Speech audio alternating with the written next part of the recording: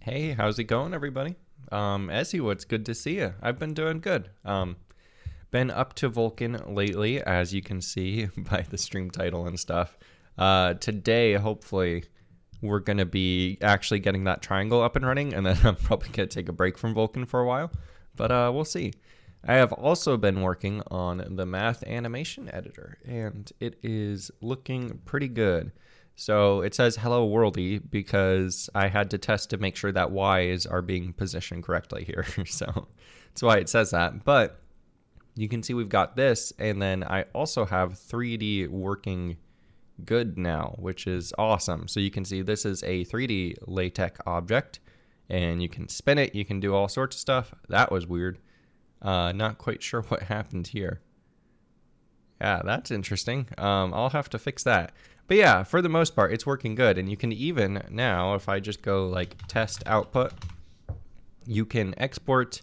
It basically locks up this because I need to offload this to a different thread so that it's not blocking IO and everything, which it's doing right now.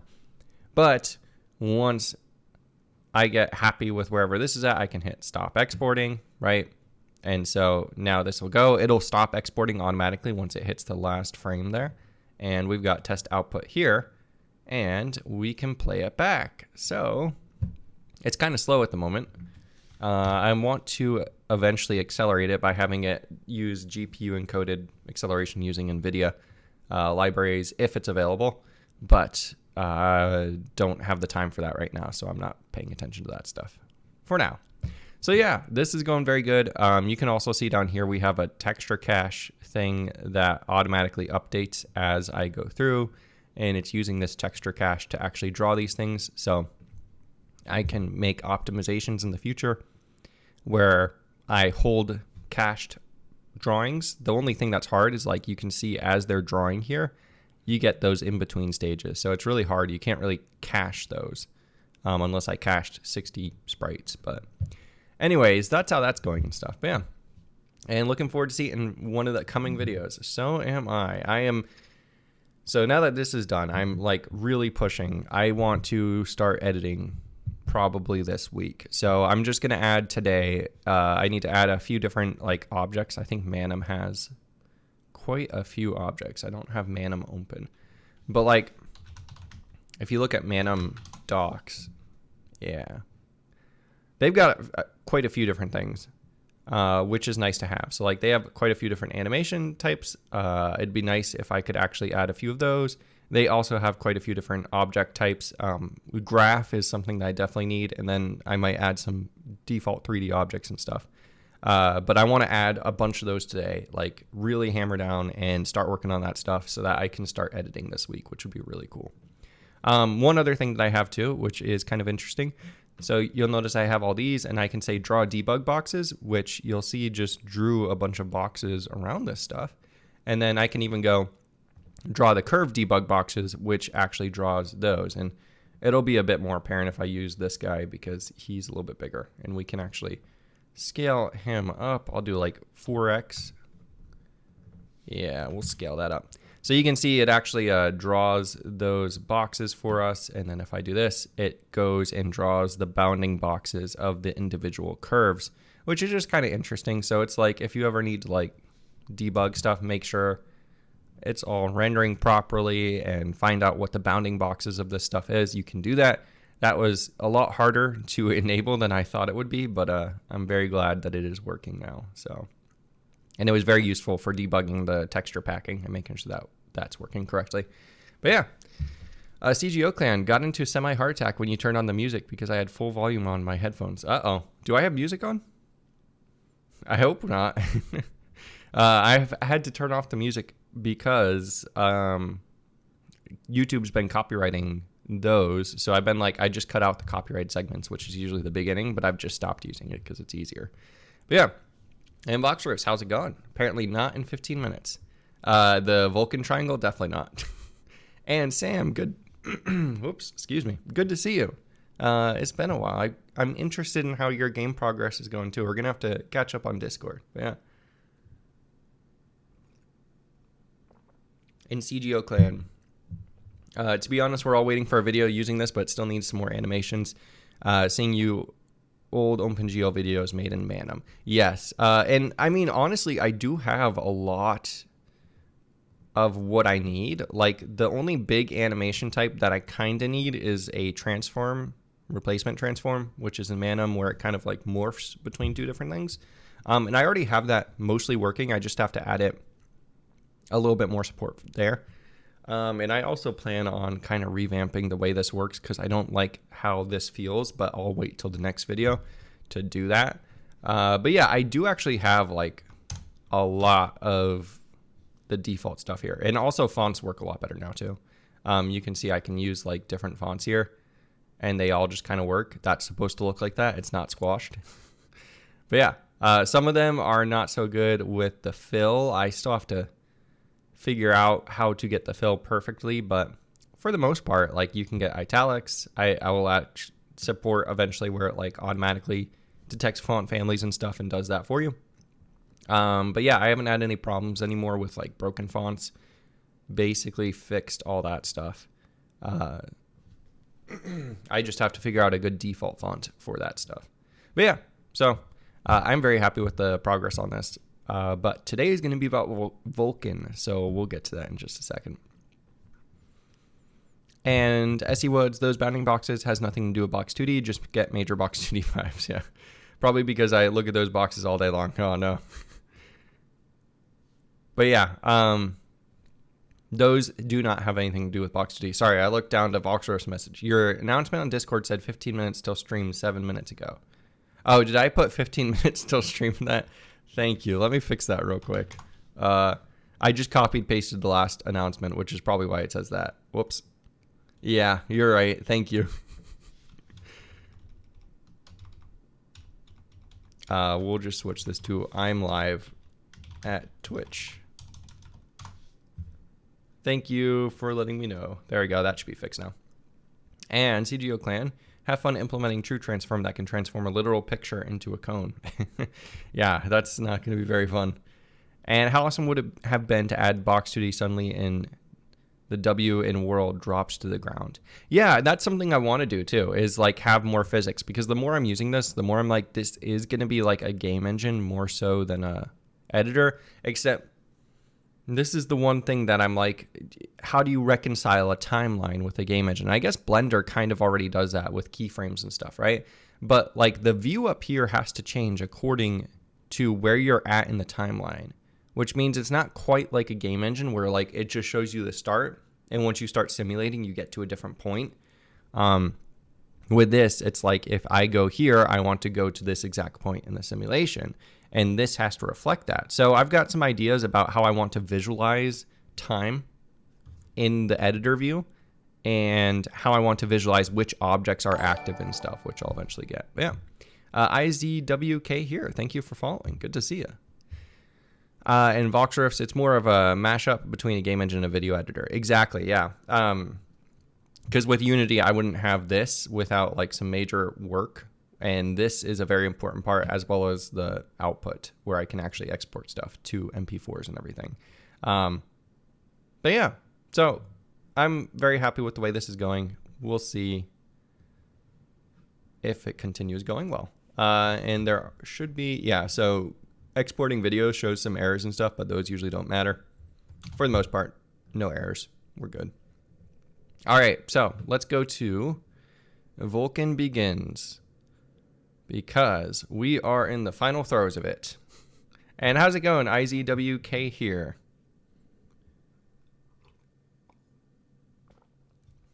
Okay, so Unity does support editor changing, but it's not trivial and fun. Yeah, I know you can do like monitor. You can do simple things with the Unity editor, simply. But the hard things are very difficult. And so like doing a pretty radical transformation like that timeline would probably not be very fun, like you said. But yeah, SE Woods, awesome stuff. Thank you. So, and yeah, the box 2D, thank you for mentioning that too, SE Woods, because that is a really good idea. I was like, I want to add physics, but I wasn't really thinking. I was thinking PhysX, which is a huge library, and I didn't really want to do that just yet, but box 2D would be perfect for some simple 2D stuff. So definitely want to look into that. Okay, we are here. Apparently the triangle happens here, I think, or here. So we are so close. We've talked a lot about frame buffers in the past few chapters and set up render paths to expect a single frame buffer with the same format as the swap chain images, but we haven't actually created any yet. So the attachments specified during the render pass are bound into a VK frame buffer object. A frame buffer object references image view objects that represent the attachments. In our case, that will be only a single one, the color attachment. However, the image that we have to use for the attachment depends on which image the swap chain returns. When we retrieve one for presentation, that means we have to create a frame buffer for all the images in the swap chain and use the one that corresponds to the retrieved image at the drawing time. To that end, create another stood vector class to hold the frame buffers.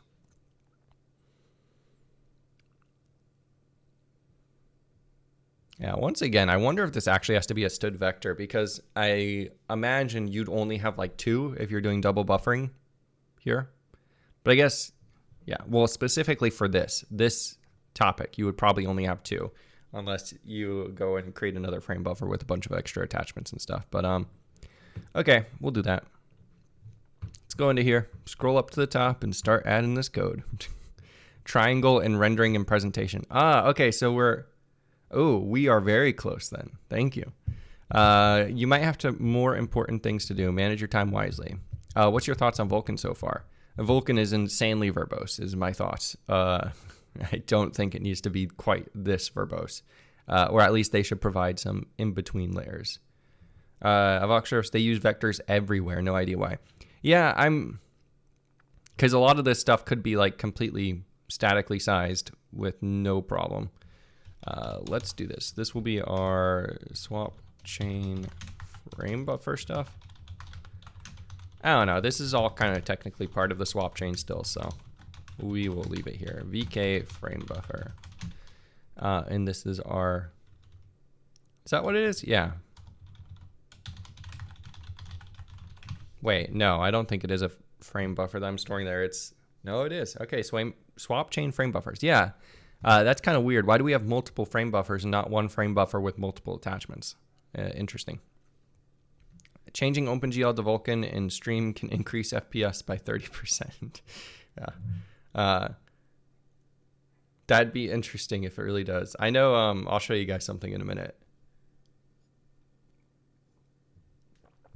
So, I don't know if you guys know this guy or not, Dave Frampton. But this guy's insane. He is creating Dave Frampton. Sorry, not Dave Frampton. Dave Frampton. On YouTube, he's created like a really cool looking game, but he has one video on here. Let's see if we can find it. Dave Frampton Vulkan, where he converts everything to Vulkan, and it's just, yeah, okay. So it's just one video, and you can see it's a 14-minute video, and he basically goes through in this video. He's like, hey, everybody, I just ported my giant game to Vulkan. He's like, it was a little bit hard, but yeah, it's working good now. And then he just keeps going on, and I'm like, oh, that's, now that I know what goes into this, I'm like, this guy he made this look way easier than it was. Here, I will put it in here for your guys' edification if you want to check it out. And yeah, Sapiens is out. He released it just a little bit ago, and it's a really cool looking game. So never going to switch to Vulkan at this stage. No worries. Okay, so we'll create the objects in this array in a new function, create frame buffers, that's called from init Vulkan right after creating the pipeline. Seems simple enough. So create frame buffers. Oh wait, this is, let's see, do I have... No, I do not have this stuff swapped out. Okay, we'll leave it there.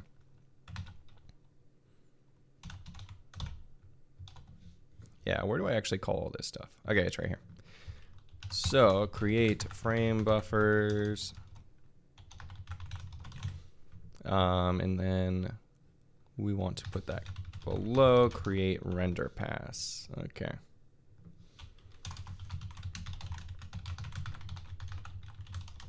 There we go. Now we'll keep going.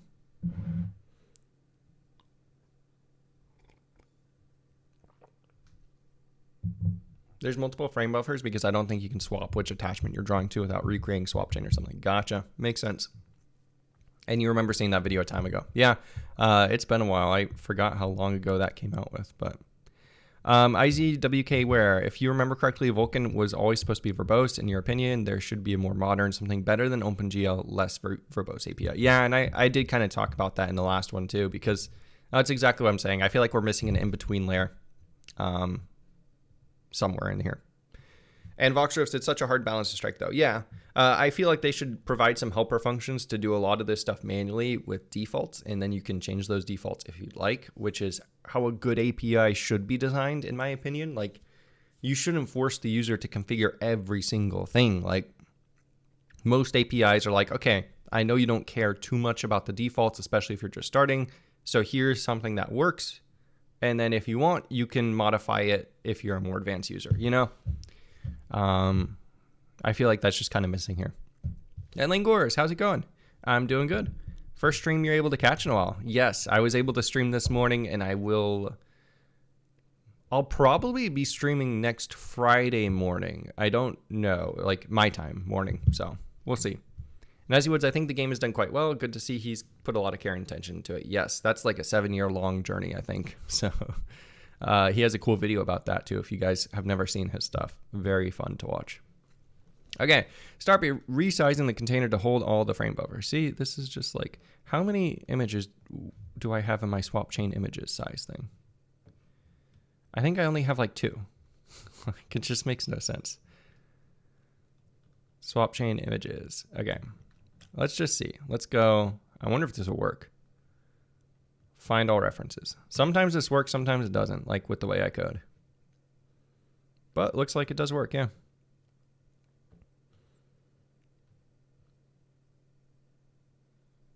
Oh wait, where is this? Okay, let's do this one because I think this is the main one. Let's say find all references. Because I'm just curious how much we actually have in here. Wait a second. Okay. Resize number of images. And what is number of images? Okay, so I guess it's kind of dynamic, but it's still just, it feels like overkill. But in my opinion, using a vector isn't really that bad. It's just, especially if you are only using it in an implementation file, as long as you don't expose it in an API, I don't think it's that bad. So, okay, anyways, so we were going to change our swap chain frame buffers dot resize to our swap chain images dot size. And I believe that's what we wanted to do. Yes, image views. I mean, it's the same thing. I'll change it though. We'll then iterate through the image views and create frame buffers from them. All right. So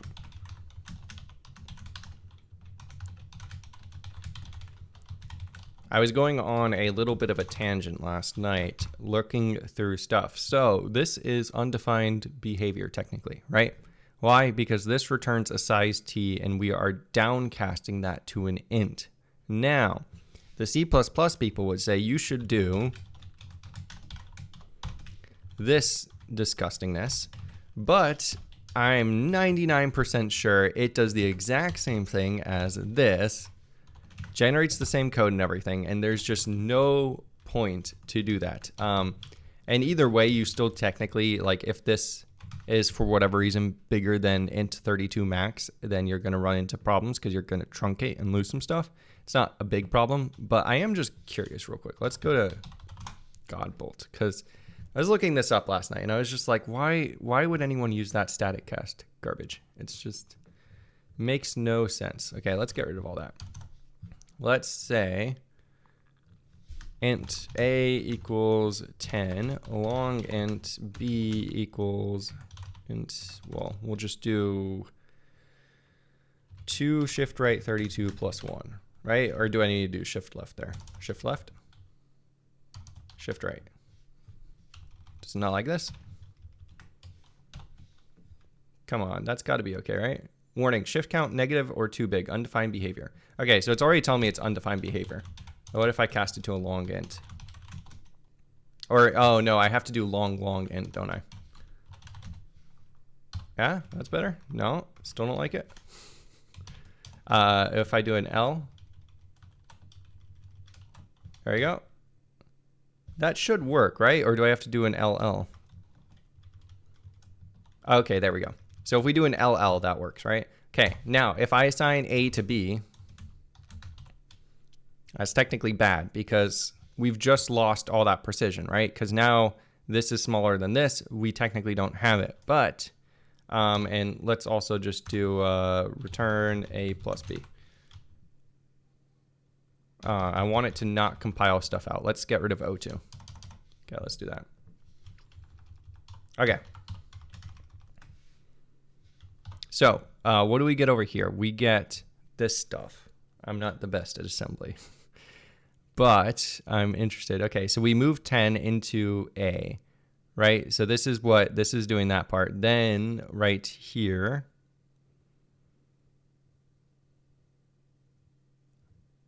I think it's just automatically, and it's saying B is 8. Is that right? Do I need to shift this left?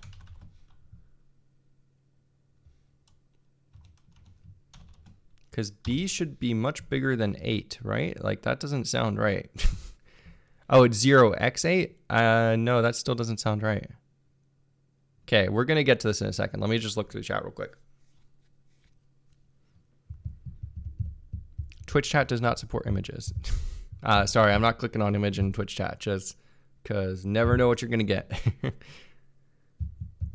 How's it going, Joe Mega? Odin uses cast int expert, which looks much better. Yeah, it still kind of feels unnecessary to me.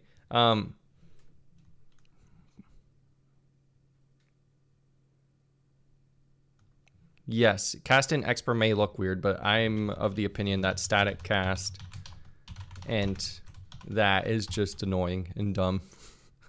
I don't know. I don't think that's the best either. What happens if I get rid of +1? Yeah, why is it storing 8 for B? That makes no sense. Let's just return 0. Like, is that right or is that wrong? I can't tell. So it's doing that. It's what it looks like it's doing, which makes no sense. I feel like there's a way you can turn on so you can see what corresponds to what, and I can't remember what it was. Yeah, so this is storing 1 in B.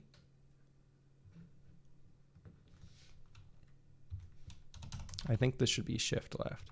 Oh, and I think I probably want to do 1 shift left, don't I? There we go. Okay, yeah, I'm just an idiot. So 2 shift left. Well, no, yeah, 2 shift left should be 2 to the power 32. Right? Okay, yeah, there we go. And now it's updating properly. I don't know why it wasn't doing that before. Okay, so we get this giant number, right? And so technically moving A to this would get rid of it, and it's not doing anything special that I can see here. So what? It moves B into EAX, then it moves EAX into A. Yeah, that's not doing anything special. What if I just do a regular assignment? Okay, the assembly doesn't change. And int, the assembly does not change. Okay, that's basically what I wanted to look at. So no matter what you use, and then even if you were to do like something like reinterpret cast, there's no way to reinterpret the bits to match that or something. And it's not even going to work because... Okay, well, okay. So here's probably where it does help then, I guess. So reinterpret cast cannot convert from an int64 to int. So this is kind of like Rust, I guess, where it's going to give you a compiler warning. But if this is what you want to do, where you actually want to cast to an int, what do you do in this case? Like you can just, this is where like you need some sort of decoration where you're just like input less than 32 bits, right? Where you basically just need to say, I'm expecting this to always be less than this size if you really want it to be good, because no matter what you do in this case, this could actually be like shift left 31, and now this should be fine, but it's still going to throw a compiler warning because it's like int64 to int, even though it shouldn't matter. Anyways, sorry about that tangent. I was just curious what the assembly output was for static cast versus that.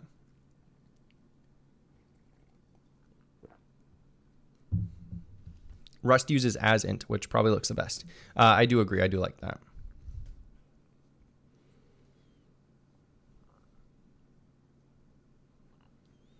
In Rust, you have as U32 for primitive types, and all other conversions are just function calls. Size and sign types are superior, just int, in my opinion. Yes, I do agree. I would use that, but then I'd have to include a giant library, and it would bloat the assembly there.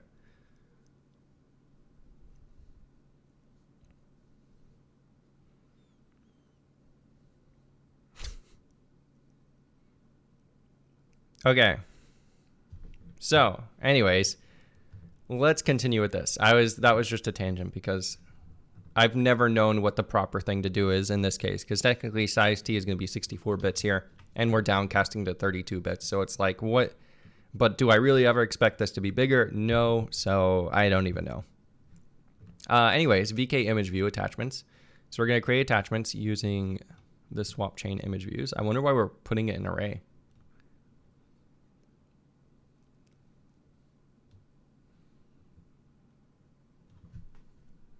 Yeah, I think this this expects a pointer to attachments. Why are they putting it in array here? Like, why not just give it a pointer to swap chain views I? That's essentially the same thing, right? Well, let's try that. I'm not going to do the array there because I don't think that's necessary. VK frame buffer create info.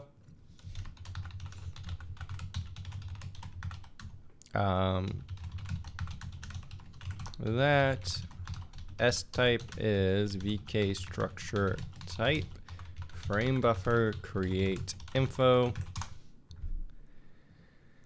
and it's a render pass. We're giving it our render pass. How many attachments does it have? One attachment, and the width and the height and the layers.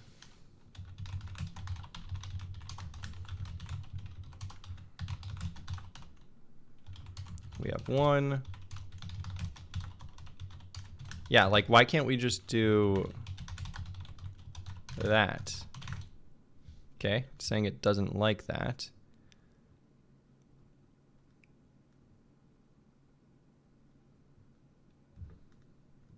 Is it expecting const, or is it just not happy with that? Wait a second, let's see. Oh, this should be swap chain image views. That's why. Okay, yeah, so why can't I just do that? That was, I don't get why he creates the array there and then automatically converts it to a pointer if it's not really necessary. Maybe he'll use it for something later on, I don't know. So width equals the swap chain extent dot width. Height equals that dot height, and we have one layer.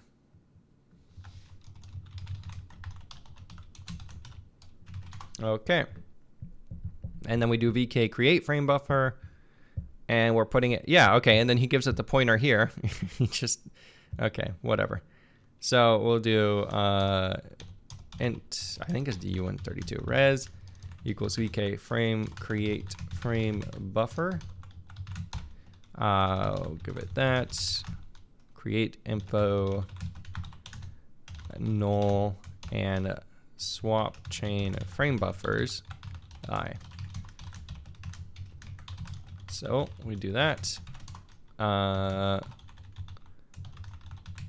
Failed to create frame buffer. Give it I. And then I'll just assert false. Okay. That should be that. Nice. As you can see, creation of frame buffers is straightforward. You need to pass render pass, attachment count, and p attachments, the width and the height, and layers. Okay, so the layers refers to the number of layers in the image arrays. Single images, so we only have one. Okay. We should delete the frame buffers before the image views and render pass they are based on, but only after we finish rendering. Okay, so we basically just need to delete them. That's what he's saying there. Free. We'll say for int I equals 0 until I is less than swap chain frame buffers. VK delete frame buffers, or VK destroy frame buffer. Give it our device frame buffer, and that guy. Okay. Why does it not that? I did not type that right. Logical device. All right, there we go. That should be good. And I guess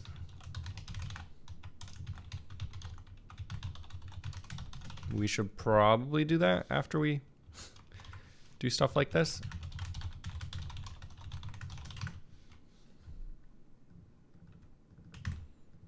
All right, there we go. Cool. We've now reached a milestone where we have all of the objects required for rendering. In the next chapter, we're going to write the first actual drawing commands. Wow, that's amazing. Finally. Let's just get an idea. Okay, I've got to speed this up a bit. Otherwise, we're never going to finish this.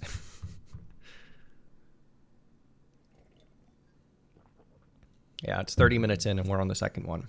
It's okay, though.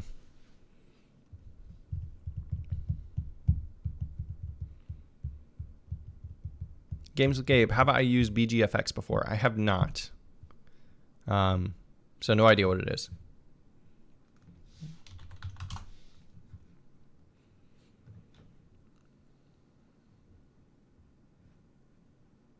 Rendering library. Nice. Ah. Huh.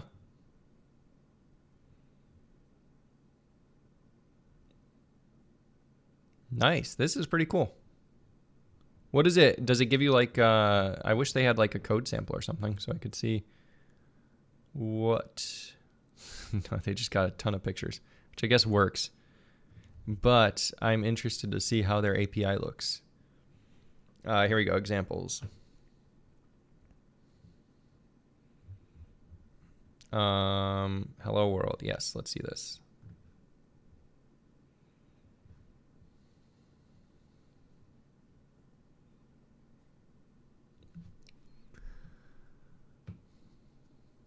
This is interesting, yeah.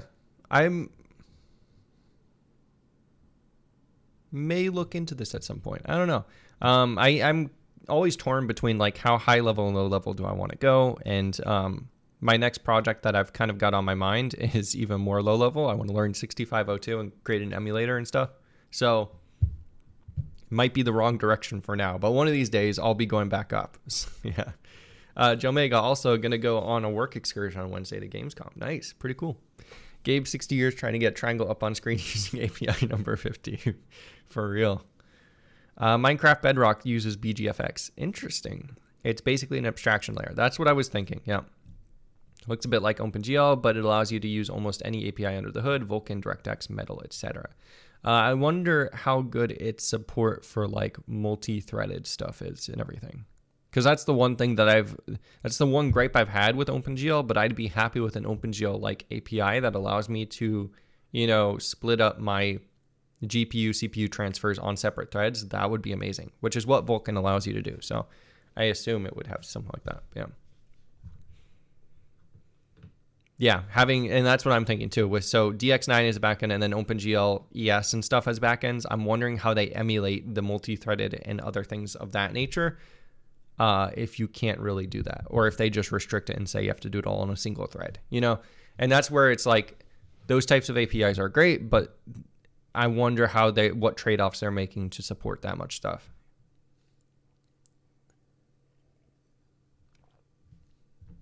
All right.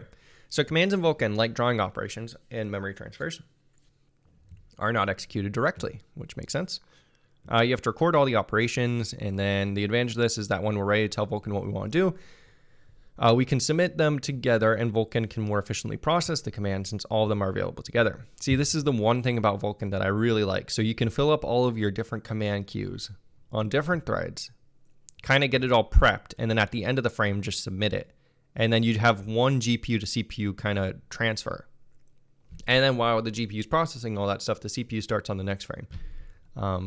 Yeah, so then, and this is what it says. In addition, this allows command recording to happen in multiple threads if so desired. Yeah, exactly. And this is the one big thing. Mainly wondering how on earth they do compute shaders since older OpenGL pre 4.3 or 2 doesn't have that. Yeah, I wonder if they just like throw exceptions if you try to use certain features and it's not supported. And they're like, if you want to export to this API, you can't use that, which is what I'd probably do. So we have to create a command pool before we can create the command buffers. Command pools manage the memory that is used to store the buffers, and command buffers are allocated from them. Alrighty, let's do our command pools.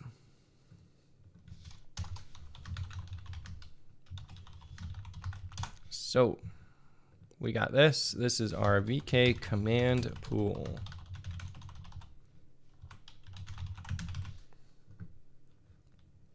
Then create a new function, create command pool, and call it from init Vulkan.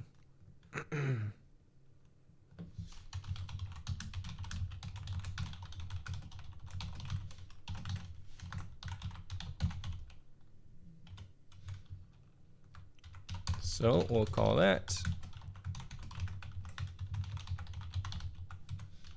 Go down here.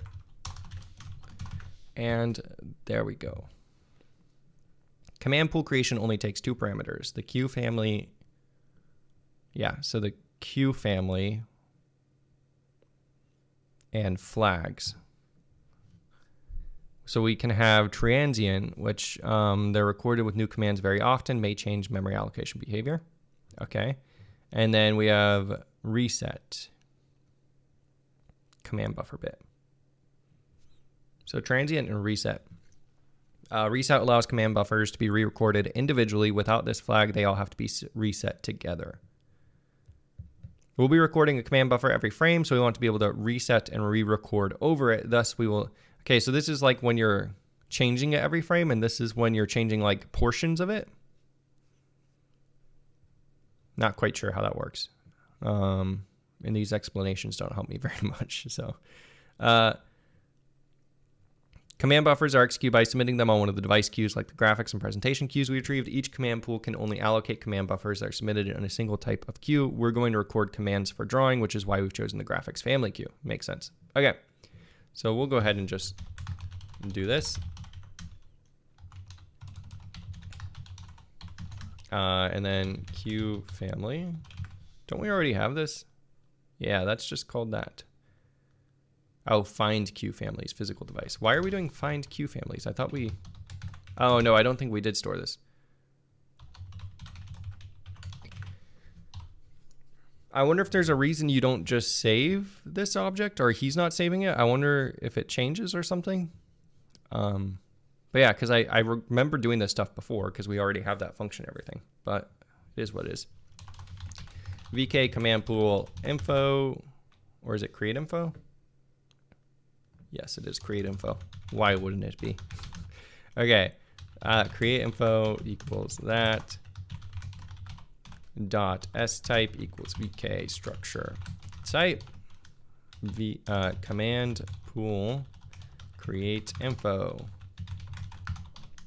and our flags are, what was it? It was like command pool reset flag bit. It's reset command buffer bit. I believe that's what it is. Create reset command buffer bit. Create reset command buffer bit. That's right. Okay, and then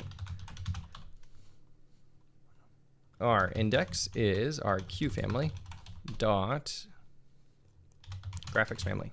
Yeah, I don't have to do the get because he used option types for that, but I did not. Let me just check chat real quick.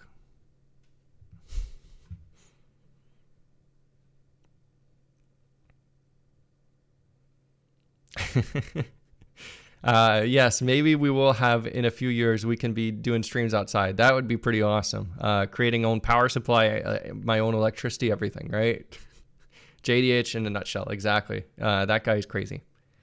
He's going back higher level though, and his code that he made for whatever his most recent video was, I was like, whoa, what is he doing now? Like he's going really high level with some of the C++ constructs. I'm like, he's going all over the place. I don't know.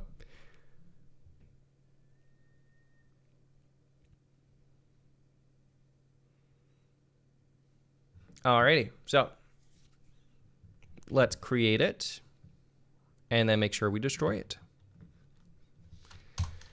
So res equals vk create command pool. Give it our, is this the physical device now? No. Oh, and did I use the wrong thing here? No, okay, so we do use the physical device there, but we're using logical device here. Okay.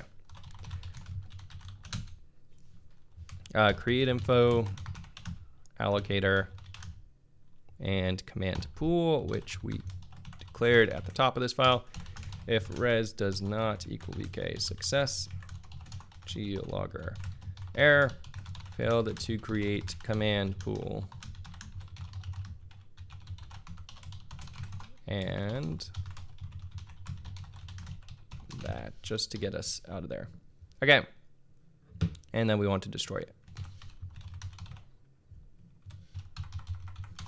So vk destroy command pool. That, that, and that. So command buffer allocation. We can now start allocating command buffers. Create a command buffer object as a class member. Command buffers will be automatically freed when their pool is destroyed, so we don't need explicit cleanup. Cool. So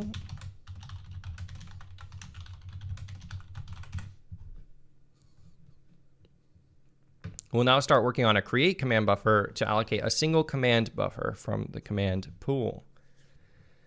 Okay, at least this stuff makes sense. This isn't anything special, right? Buffers and pools are just basic memory stuff.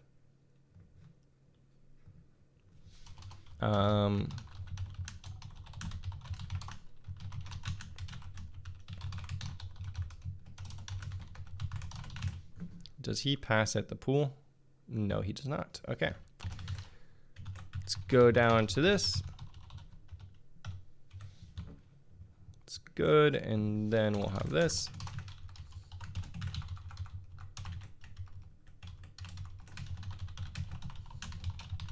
All right. Okay, so how do we create that? So this command buffers are allocated with allocate command buffers, which takes a command buffer allocate info struct and the number of buffers to allocate, which is going to be 1. The level specifies the allocate command buffers are primary or secondary. Primary can be submitted to a queue for execution, but cannot be called from other command buffers. Secondary can be submitted directly, but cannot be submitted directly, but can be called from primary command buffers. Okay, I'm not sure exactly what this means because I'm assuming I'll find out more whenever I actually use multiple command buffers and they're calling each other, I guess. Okay, anyways, we need a command buffer allocate info.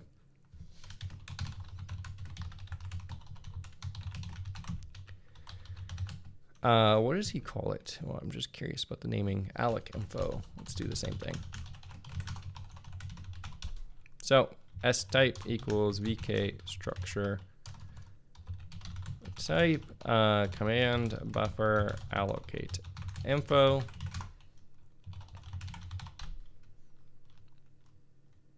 Okay, so we give it our command pool. Is that not a pointer? It is not. It just copies it. Okay, interesting. Alloc info dot level. Okay, so I know that's 1. And this is our primary buffer. Okay. Yep, that looks right. Okay. Then we just want to check and see if it succeeds. So we'll say res equals vk create, or I guess vk allocate. Yeah. We'll give it our logical device, allocate info, and our command buffers. Okay, and that's where I pass in this guy. Okay, so if res, then we're gonna error.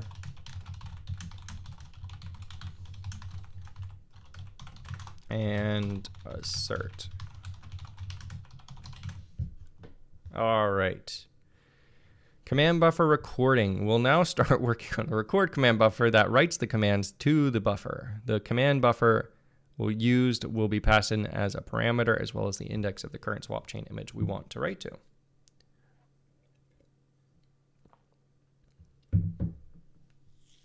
Okay, so we give it a command buffer. I wonder why we're not taking these as references or anything. I guess since they're small enough, it's just kind of interesting because they've done pointers for lots of other stuff, but yeah.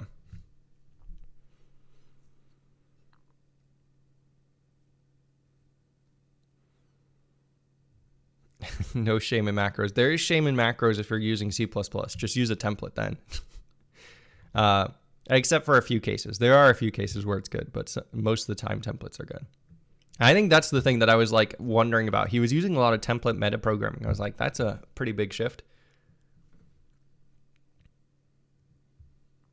Q families are the only things I'm not completely sure why they exist. I bet you the Q families exist just so that they can do some sort of like optimizations under the hood, knowing specifically what families they're used for or something like that. I don't know.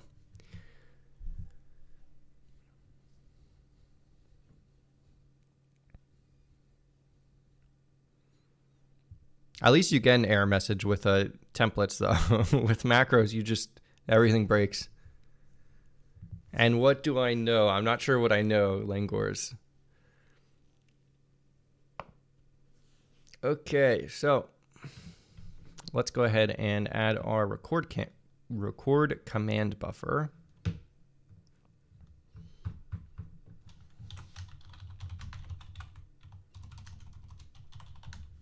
Yeah, let's go down here.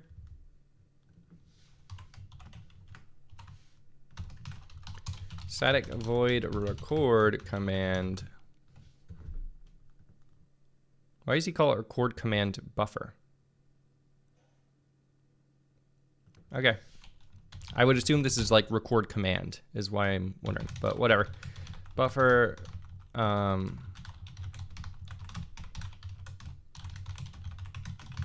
he use uint32 there? He does. Okay. Do that. And we'll go down to here and we will do that.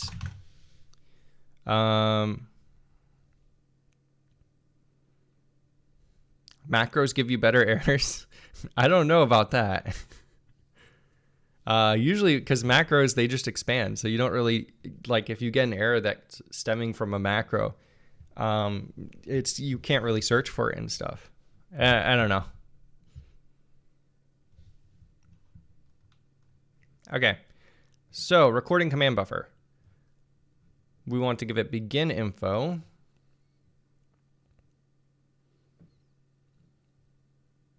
The flags parameter specifies how we're going to be using the buffer. The following values are available. One time submit. The buffer will be re-recorded right after executing it once.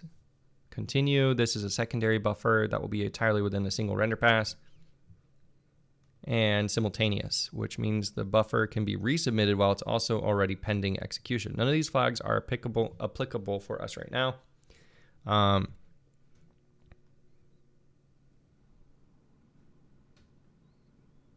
Okay, so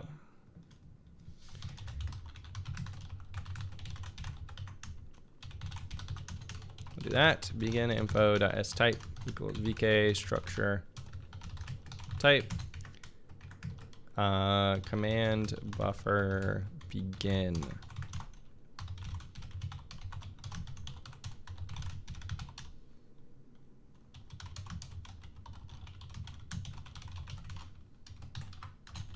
Okay, we'll do that.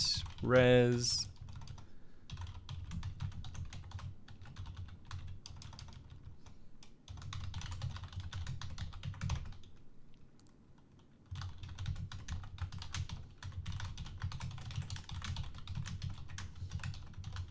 Do all that.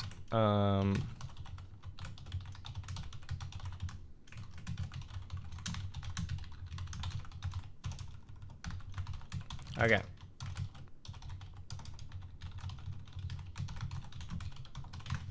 Okay. Yep. That works.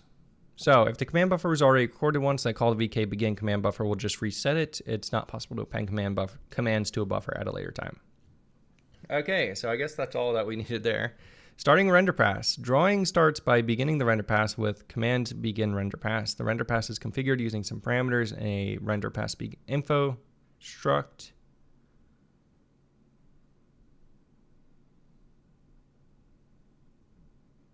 Oh, so he's just putting this all into record command buffer. Oh, so that's why he called it this. So this is just going to sort of do everything. I see. Let me just check chat real quick. Can't search for template errors either. Well, they tell you the line and stuff that it occurred at. Templates are instantiated too. Yes. Yeah, and usually you can, I don't know, sometimes the templates are better, sometimes they're worse.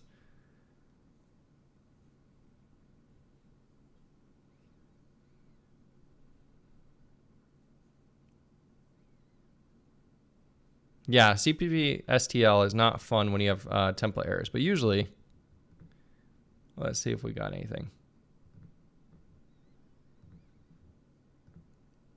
No, is it not going to give me here? If I do rebuild, let's see if we get some. I usually look in this window because this window, it has much better errors, but it looks like I don't have any. Yeah, so if you're looking in here, the errors are horrible, but if you look inside the output window, they're actually a lot easier to follow, which is something that I've found. Yeah. And how hard is Vulkan out of 10? I don't know. I don't know enough to say whether it's hard or easy because we're still haven't even gotten to a triangle yet. Verbose, very verbose, but not sure about hard yet.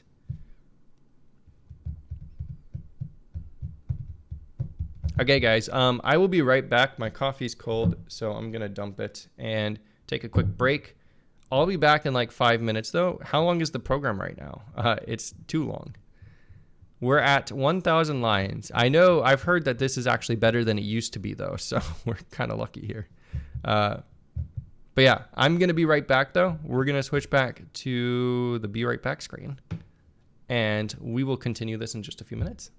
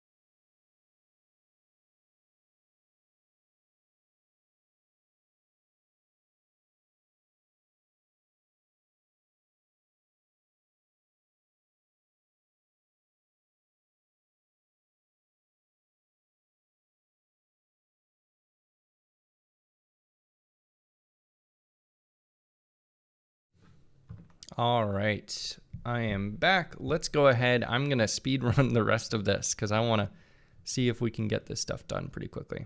So this is in record command buffer, and we're starting the render pass. Let's go back down here. We are right here. Let's start the render pass. Okay. So we're going to give it a begin info struct. And we just give it a render pass and our image index. And I'm guessing we're going to swap the image index like back and forth or something. So vk render pass begin info.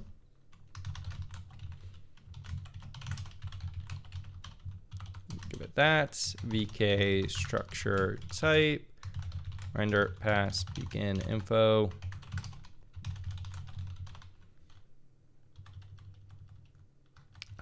Give it a render pass. Oh, that's not going to be good. What did they call this?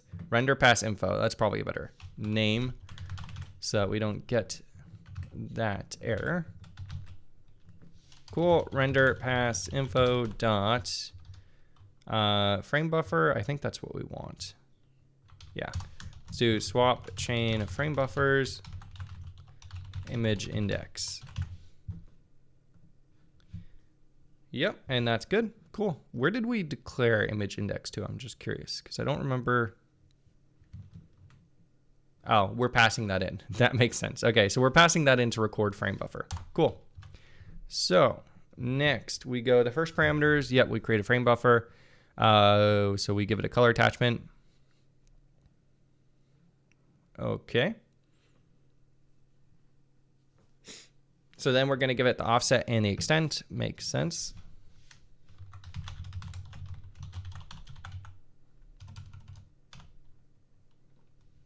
Did I read that wrong? Offset and extent is what I thought it said. Oh, render area to offset. And that's just going to be 0, 0. What is this? This is an extent, isn't it?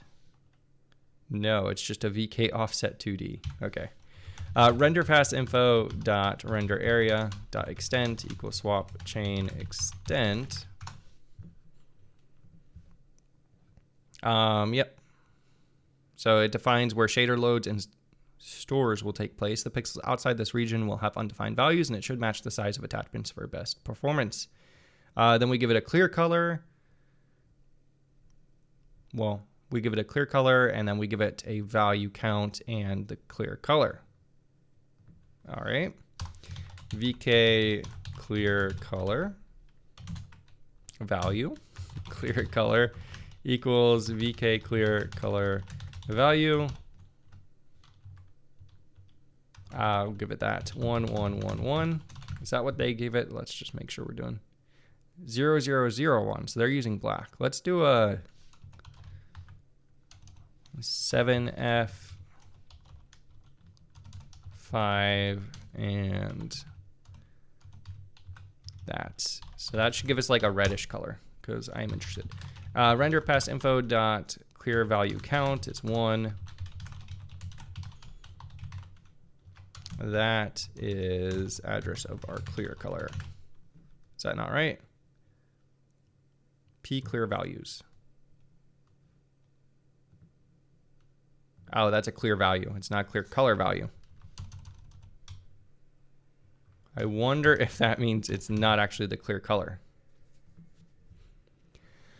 The last two parameters define the values for load op clear, which we use as load operation for the color attachment. I've designed it to simply be black with 100% opacity. Okay, yeah, so that is.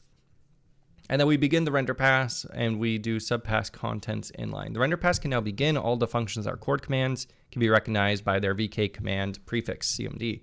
They all return void, so there'll be no error handling until we finish recording. The first parameter for every command is always the command buffer to record the command to. Second parameter specifies details. Cool. Final parameter controls how the drawing commands with the render pass will be provided. It can have one of two values. Contents inline, the render pass commands will be embedded in the primary command buffer, and no secondary buffers will be executed. Secondary, the render passes will be executed from secondary command buffers. We'll not be using secondary buffers, so we'll go with the first option. Okay, interesting. So I wonder if that's more for like modern rendering techniques like bindless and all sorts of stuff like that, where you basically have indirection. And this is for kind of like a GL fixed pipeline type thing. No idea. I guess I'll learn more as we continue. So anyways, let's go ahead and call that. VK begin, or CMD, begin render pass info? Begin render pass? Yeah, command buffer. We give it our render pass info. Is this right? I don't think I'm calling the right function here. VK begin render pass. No, that's right. And then VK subpass inline. Yeah, okay, that is right. Let me just check chat real quick.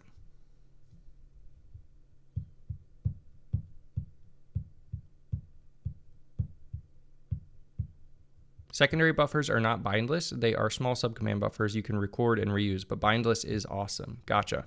I didn't think it was like bindless. I was just wondering if it's more, well, you said exactly what they're for. Okay. So that you can record and reuse. Gotcha. That makes sense, I think. I'll see. I'll learn more. Once I get more deep into the weeds and stuff here, I'll probably make more sense, hopefully. We can now bind the graphics pipeline. The second parameter specifies if the pipeline object is a graphics or compute. We've now told Vulkan which operations to execute in the graphics pipeline and which attachment to use in the fragment shader.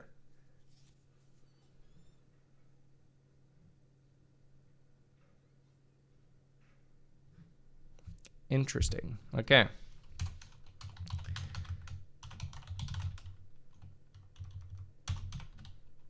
Command buffer, VK pipeline, graphics, not that. In our pipeline. I think the graphics pipeline contains that information, like the fragment shader and stuff that he was talking about here, because I don't see how we would have told it otherwise. As noted in the fixed functions chapter, we did specify viewport scissor for this pipeline to be dynamic, so we need to set them in the command buffer before issuing our draw command. Okay, so we set up a viewport. See, yeah, static cast float here. What is that doing? Like, this does nothing. Why create this wordy nonsense when you could just do a couple parentheses? This annoys me. It's just like, it's pointless, and it just adds cruft and makes it harder to read, and there's no reason for it, in my opinion. Anyways, we set the viewport, we set the scissor. Okay. So, VK viewport.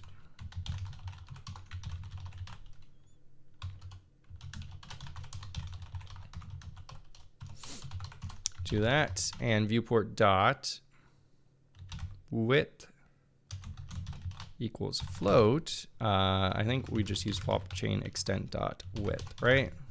Is that what he's doing? Yeah. Height equals float.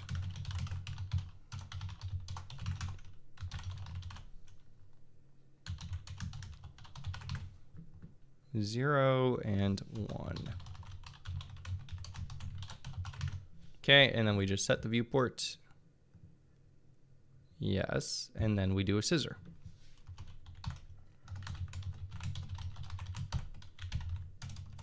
So command buffer, first viewport, viewport count. I'll have to take a look at those parameters again. Yeah, 0, 1. He doesn't really talk about what that first viewport and viewport count was, does he? No, he does not. Okay, well, I guess we won't know. And then VK rect 2D for our scissor.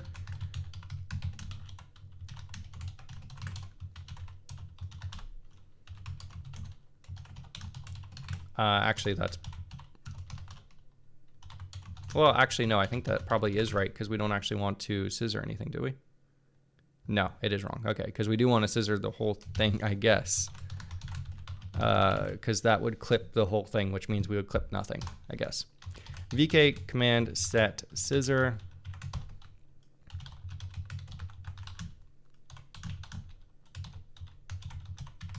All right, let me just check chat again real quick. Wasn't there something specifically about picking a long name for it because they wanted to discourage casts? Well, yes, and that's what I've seen a lot. They're like, oh, you'll do that because you know it's dangerous. But what's dangerous about, especially when you're doing mathematical operations and stuff, like there are so many times when you have an int32, some int, and you have a float, some float, and you just need to cast between those two. And there's nothing inherently dangerous about this. Like if I want to set some float to some int, I guess I could do it either way, but I like this way.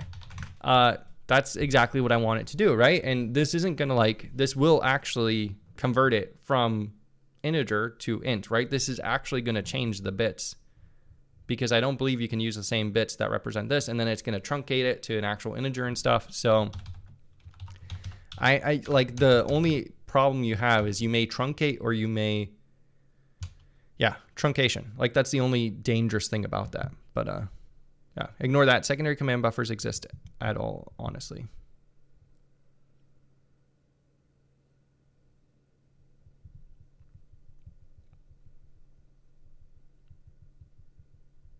Viewport count is for multi-view rendering, so VR and stuff. Ah, okay, that makes sense. So what we're saying here is we only have one viewport and one scissor. Okay, that makes sense. And then the first scissor, I guess, is part of that too. Dangerous part is loss of precision. Yeah, float is only accurate up to 23 bits. Yeah, and that's what like with when you're casting between those two, like that's, I kind of implicitly assume that's going to happen, right? But I also assume that these numbers are going to be below like 5,000. And so you don't have to worry about that stuff happening here, because it's like, okay, unless I start getting up to like, you know, tens of thousands, I don't know, what's 23 bits? Like 16,000? Something like that? It's higher than that. I believe. I don't know. It's, you have a lot of numbers before you end up hitting this stuff. So yeah, and it's not like it's going to break your program or anything. It'll just be logical errors. So yeah. If you use VK 1.2, you can invert the viewport such that positive Y goes up instead of negative Y going up. Interesting. The one thing I could see that being really useful is in GUI stuff, because it annoys me to no end whenever I'm doing GUI stuff. And, well, no, actually I take that back. GUI stuff is easier if you assume top left is Y and Y goes down. Yeah. And I think that's the reason that so many graphics APIs just have that as the default. To the 23 is 838. I need some apostrophes in there so I can tell where the thousands and stuff are. But yeah, as a very big number, I don't have to worry about hitting that in actuality. And if I do, I'll be thinking about that type of stuff, you know, so it's nicer in general to work with. Yeah, but like with when you're laying stuff out, if you assume that you're going top left down,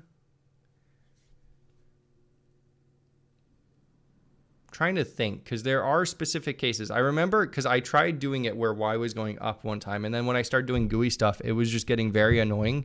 Thank you, 8,388,000. It was getting very annoying, and I was having problems because laying certain things out were just like weird and didn't work quite the way I would think. If I get to the triangle, it'll be inverted as far as I know. Ah, well, hopefully I can just swap the... I can always just like change the vertex, right? Do I have VS Code open? Actually, I don't think I even have it in there. Where did I put? There in here.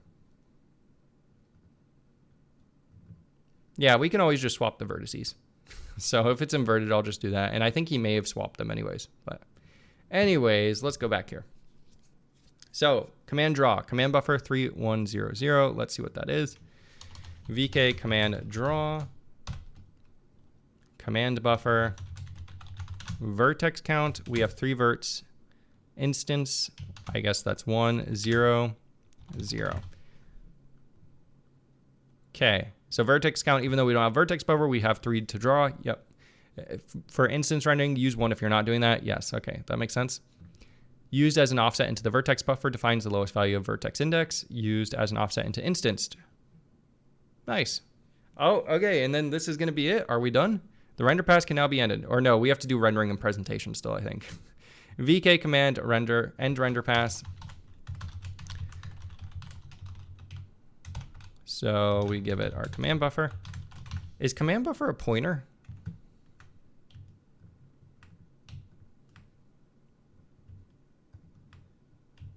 I think this is a pointer, isn't it? Yeah, it's a pointer. Okay, because I was getting so confused. I'm like, why are they all of a sudden deciding to pass this by value? They are not. That's just a type def around a pointer. Makes more sense. We finished the command buffer, so we can say vk command buffer and check if it succeeds. Next chapter, we'll write the code for the main loop, which will acquire an image, record it, and execute the command buffer. Cool. So uint32 res equals vk finish command buffer. What was it? Vk end command buffer. Vk end command buffer. Command buffer. If res not equal okay success error failed to finalize or create command buffer, and we'll just logger assert false. Cool, and that's it. Are we actually calling this anywhere? I don't believe we are. We're not. Okay, so I can't really, we can still run this and just make sure it's running, I guess. Errors, I guess it's a good thing I did that. That's easy. Okay.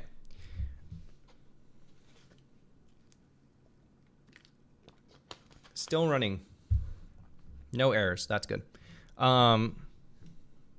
Instead, you want to use counterclockwise instead of clockwise front faces and use inverted viewport. Counterclockwise makes more sense in a mathematical way, to be honest. Handles are 64-bit. Imagine passing around a massive struct. Yeah, I know. That's why I was so confused. I think the command buffer itself is pretty light. The command pool, on the other hand.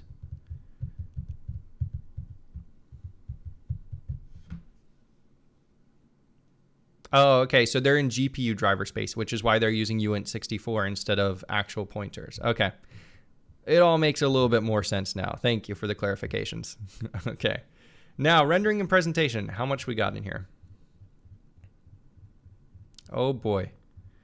Well, there's a triangle at the end of this tunnel. So after 4 weeks and only 8 hours of stream, we are going to have a triangle. Fingers crossed.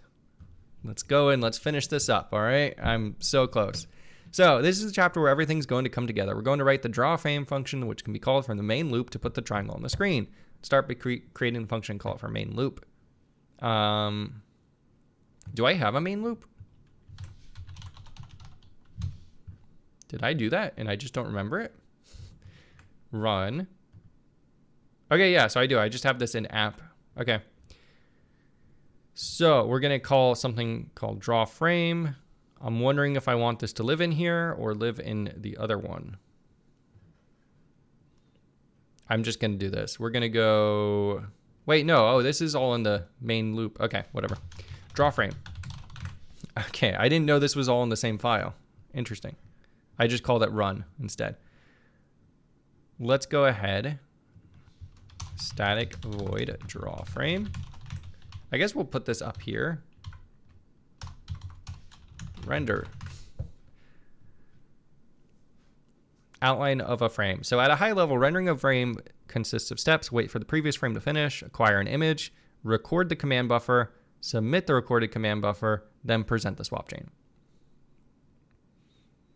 I'm guessing that technically you don't need to wait for the previous frame to finish until you're ready to present, because I know that people typically render a couple frames ahead, and so they're usually doing this stuff and submitting it all, and then they're just kind of setting it up and telling it to present. So yeah, I am in the home stretch. That's good. It makes sense to have those things. Okay, yeah. We're almost there. Let me go ahead and create...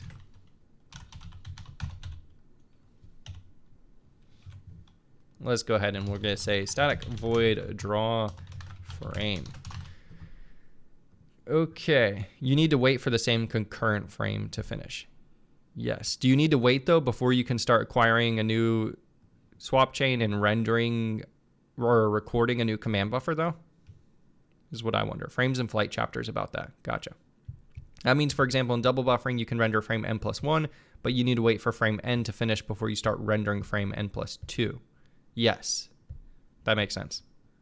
Oh, and that's what this is about. Okay, I gotcha. So we're going to get there in a second. While we expanded the drawing function in later chapters, for now, this is the core of our render loop. A core design philosophy in Vulkan is that synchronization of execution is explicit. The order of operations is up to us to define using various synchronization primitives, which tell the driver the order we want things to run in. Sweet. This means that many Vulkan API calls, which start executing work, are asynchronous. The functions will return before the operation has finished. So there are a number of events that we need to order explicitly because they happen on the GPU. So acquiring an image, executing commands, and presenting that image, we need to order these. Each of these events is set in motion using a function call, but that's executed asynchronously. The function calls will return before the operations are actually finished, and the order of execution is also undefined. That's unfortunate because each of the operations depends on the previous one finishing.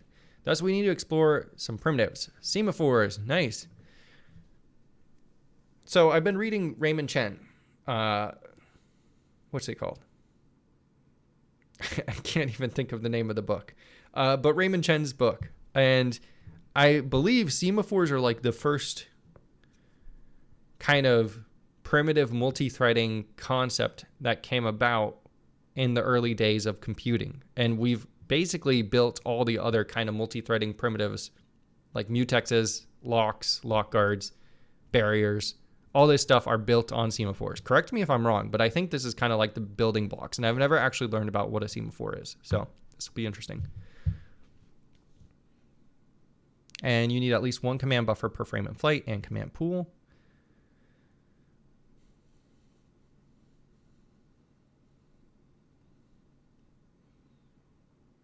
Vulkan multi-threading primitives are named a bit differently from what you are used to. Gotcha. Well, I mean, semaphores are a thing in... Yeah. So it's a synchronization object that maintains a count 0 and specified maximum value. Okay, yeah. So this is like, these are still like regular multi-threading primitive stuff. It's just, yeah, and then fences are also a thing. I know C++ 20, I think, has a fence. Yeah, you can do a stood atomic thread fence. Is this C++ 20? No, since C++ 11. I'm thinking of barrier, which I tried to use, and I was disappointed because I wasn't using C++ 20. Yeah, since C++ 20. But yeah, I think most of these are semaphore created by Dijkstra. Yeah. Win32 semaphores are different. Okay, so it's not used the same way. It's used to add order between queue operations. Queue operations refer to the work we submit to the queue, either in command buffer. Semaphores are used both to order work inside the same queue and between different queues. There will be two kinds of semaphores in Vulkan, binary and timeline.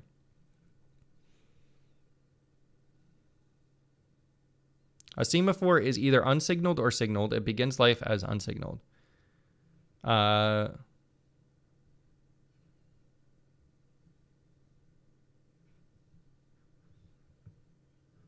So A will signal semaphore S when it finishes, and B will wait on semaphore S before it begins.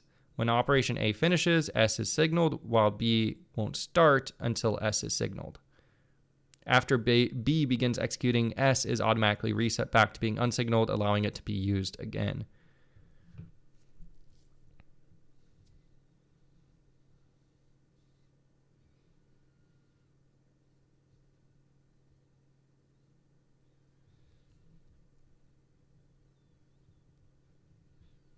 Okay, interesting. I'm not sure what the original concept of a semaphore is, so I can't tell if this is different or the same, but I'll take your word for it. In a binary semaphore, in Vulkan, a fence is used for synchronizing GPU work with the CPU.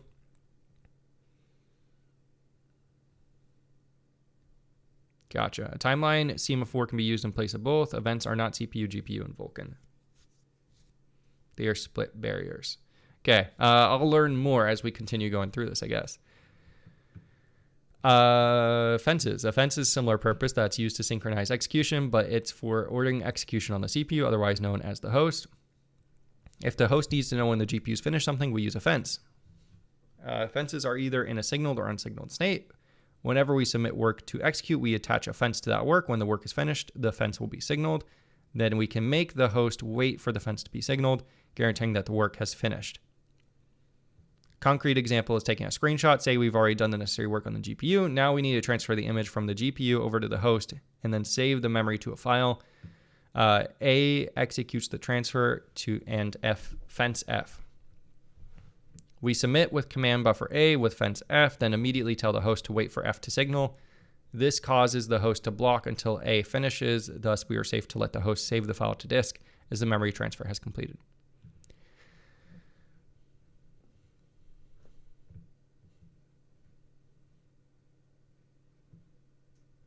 Okay, cool. So I think this is similar to like the OpenGL concept of a fence, because I think they also have fences and barriers and all that type of stuff as well.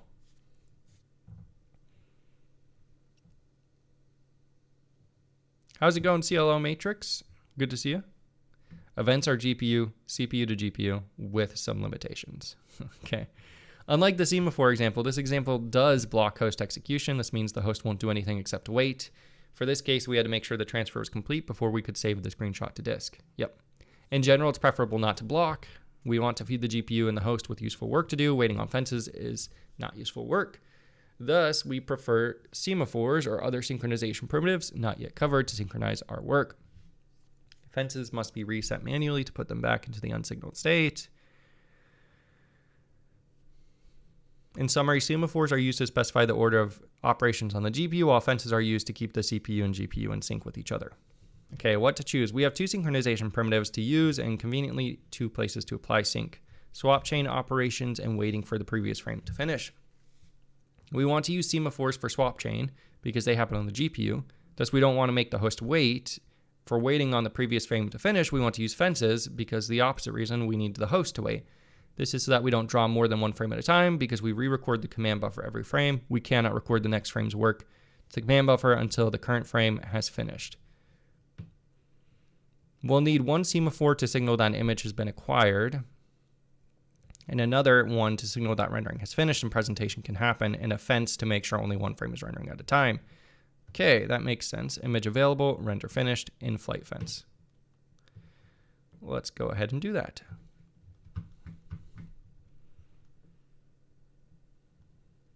We'll put this under here, sync stuff. Let's see what he called them. I'm going to do the same names. Image available, render finished. I guess adding semaphore at the end of that variable name is a bit redundant. Render finished.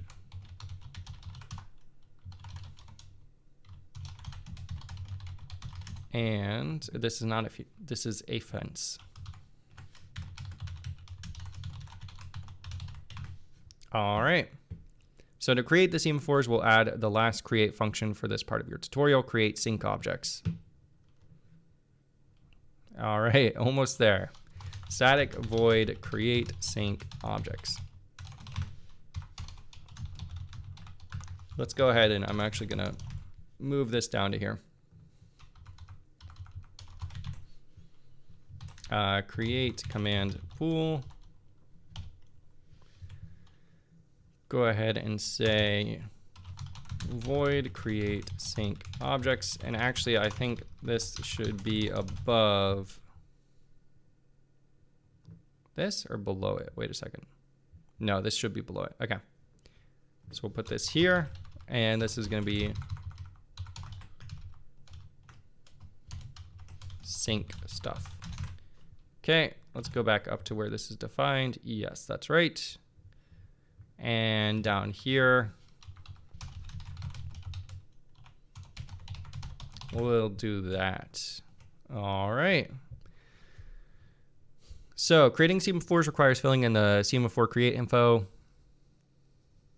It doesn't have any required fields besides S-type. Nice, that's easy.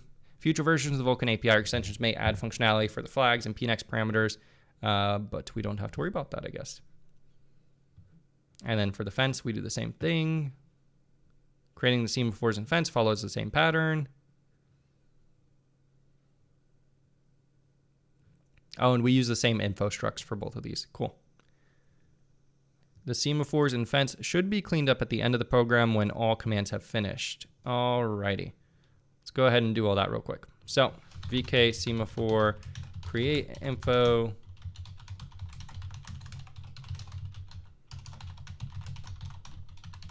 Do that. semaphore create, and VK fence create info.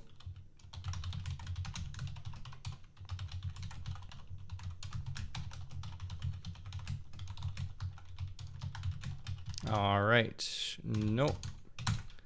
There we go.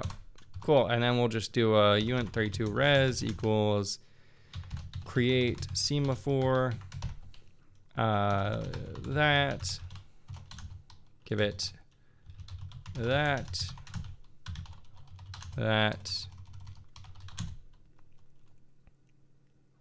and our semaphore, which is our image available. Okay.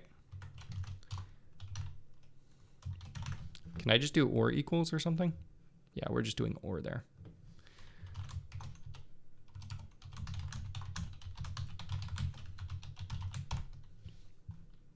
Let's do this. Actually, bool res equals that. Okay, we'll do that. Same thing, I'm just splitting it up a little bit, which I guess isn't completely necessary, but I kind of prefer it. Render finished semaphore.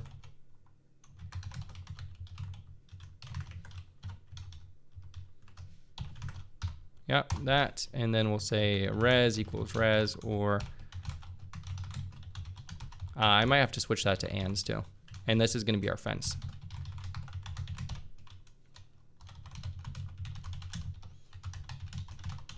Okay, and then we'll give it our fence or in-flight fence. Okay, so res equals that. So if that equals success and this equals success, okay, yeah, these need to be ands. G logger assert res failed to create sync objects. Okay. Yeah, he's just doing not equal, so it's reversed.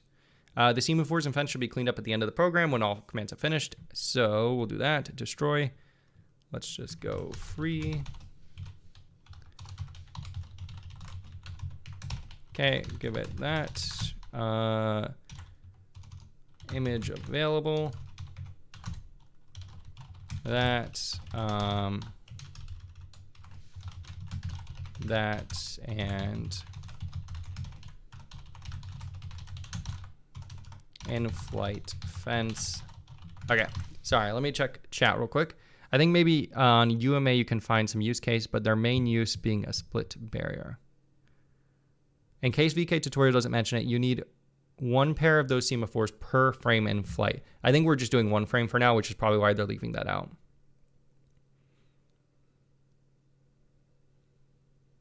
Timeline semaphores when you use multiple queues, but for now that's irrelevant. Create fence needs equals VK success. Thank you. I'll fix that real quick. Failed the VK success check for the fence. Forgot. Yes, thank you for pointing that out. This is a good thing about doing this on stream. You guys catch these things for me. Create sync objects, which is very nice. I would be in pain trying to figure this out on my own.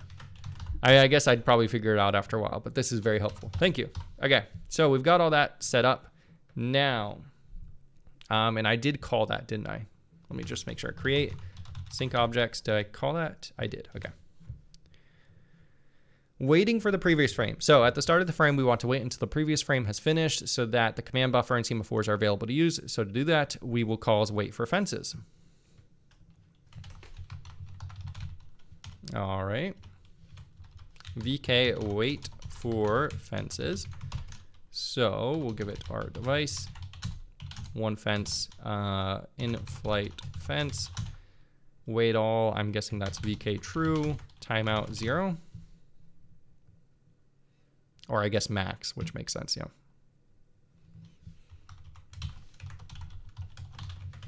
Okay, we'll give it that. So the VK wait for fence takes an array of fences, waits for the host for either or all of them to be done. The true we pass here indicates that we want to wait for all of them, but in the case of a single one, it doesn't matter. This function also has a timeout parameter, and we set that to the max, which effectively disables the timeout. After waiting, we need to manually reset the fence using reset fences. All right. reset fences 1 and our in-flight set fence. What is this warning? Of course, it's unscoped. That's fine. Okay, let's see. You also should create the fence in signaled state. Otherwise, it's an infinite wait. Timeout 0 ULL. I've noticed how aware some of the viewers are. You won't get any help from me, that's for sure. That's all good. Very important. You are currently waiting infinitely long. Create the fence in signaled state. Do they go and change that? Yeah. So they're going to do that in just a second. Good eye, though. So it looks like we're just about to do that right here. Before we can proceed, there's a slight hiccup in the first frame, which immediately waits. We need it to be signaled. So in-flight fence is only signaled after a frame is finished. Thus, we'll block indefinitely. Of the many solutions to this dilemma, there is a clever workaround built into the API. Create the fence in the signaled state so that it already does that, which is what you were just saying. So thank you, Implodey. To do this, we add the VK fence create signal bit for VK fence create info. He said there were no flags for that, so he lied to me in this tutorial, which isn't cool. I guess he was holding suspense there so that if somebody ran their computer at that point, they would just have to block indefinitely and wonder what they did wrong. Okay, fence signaled. Yes. Acquiring an image from the swap chain. The next thing we need to do is acquire an image. Recall that the swap chain is an extension feature, so we must use function vkkhr naming convention.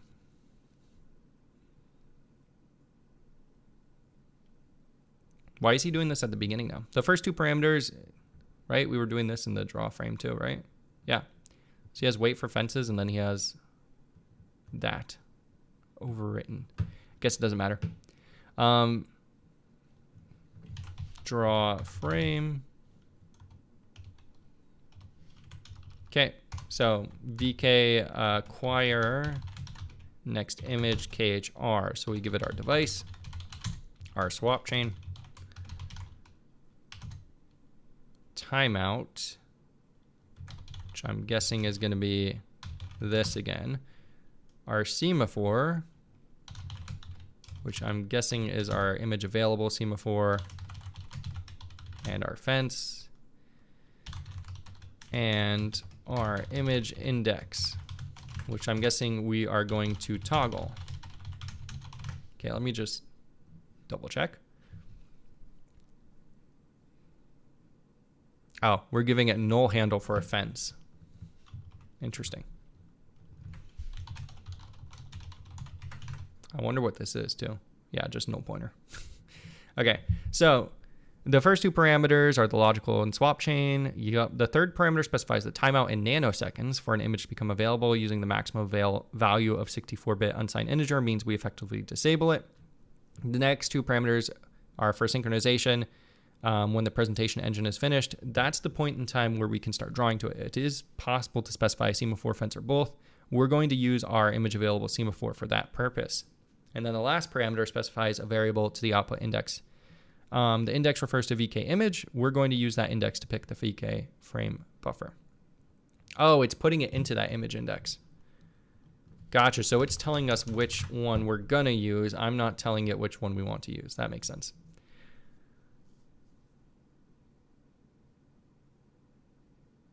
He said no flags for the semaphore, not the fences. Okay, so he didn't lie to me. I just didn't read closely enough. Gotcha. Yeah, probably just to make it smaller text, which makes sense. Clue matrix is Vulkan hard. It's verbose. I don't know if it's hard or not yet because I haven't done anything complicated enough in it to specify one way or the other. Looks really overwhelming. It does feel like a fire hose of information, so that's for sure. Gets easier the longer you use it. Yeah, which is the same thing about OpenGL. So I figure it's just one of those things you just have to keep doing it, and then eventually it starts making sense. Okay, so with the image index specifying the swap chain image to use, we can now record the command buffer. First, we'll call reset command buffer on the command buffer to make sure it's able to be recorded. And then this is the flags bit. Since we don't do anything special, we'll leave it at 0. And then we can call record command buffer. Nice. So reset command buffer. Okay, and then we can say record command buffer that and our image index. Yeah, I really wish that they had called this command buffer like command buffer handle. Like if this was labeled VK command buffer H, I don't know. Windows does that, and that does get kind of annoying. So maybe it is better that they didn't do that. Okay, queue submission and synchronization is configured through parameters in the VK submit info structure. So now we need to submit the command buffer. How close are we? We're almost there. So close. So we need a submit info. Let's go ahead and create that.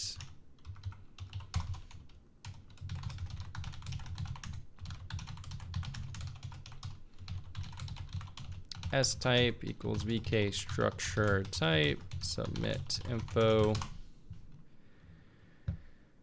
We need to give it our semaphores. Once again, I don't know why he's making that an array when I don't think it really matters. VK pipeline state flags, wait stages. Okay, I guess he's doing it to kind of match that.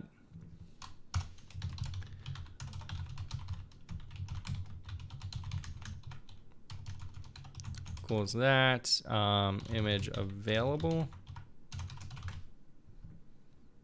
And then pipeline state flags.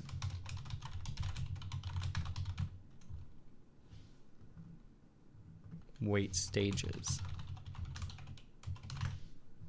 And that is color attachment output bit.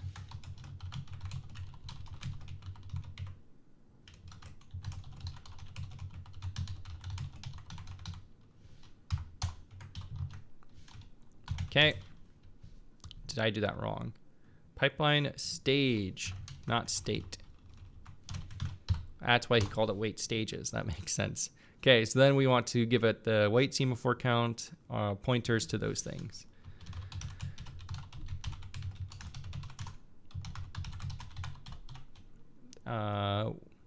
Let's see, P signal semaphores. I think that's probably what? No, wait semaphores.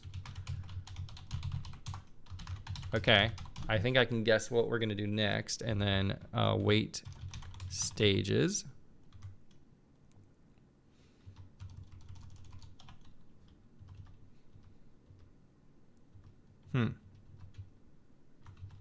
Yeah, so I think this is probably our wait stages.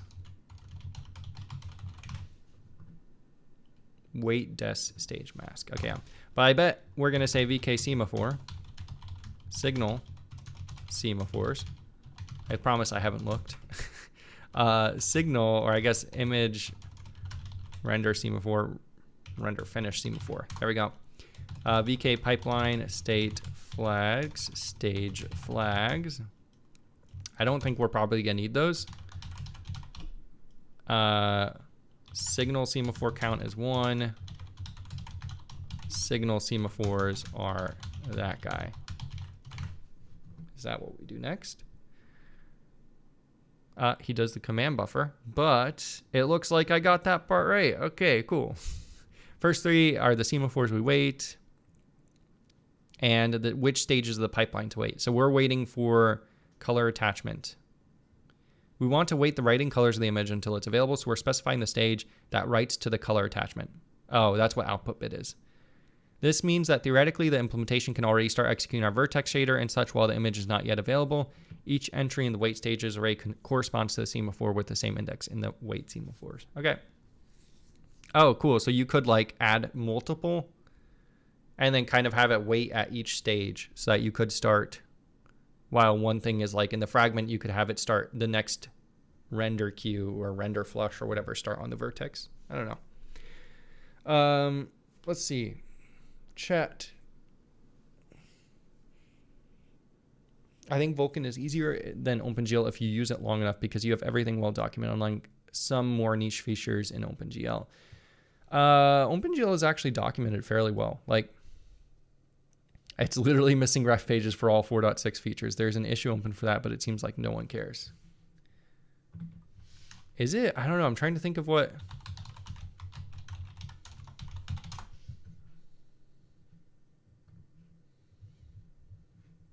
No, this was in 4.3, 4.4, 4.5. Yeah, it doesn't have anything here for 4.6. Is that, if that's what you're meaning? I'm not sure. I don't know. I have the OpenGL reference book or whatever. Like, so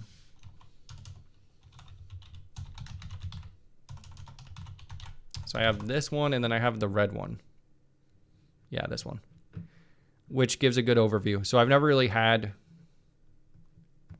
any problems. I don't know. This has given me plenty of info, but I guess that's not part of the docs. So yeah.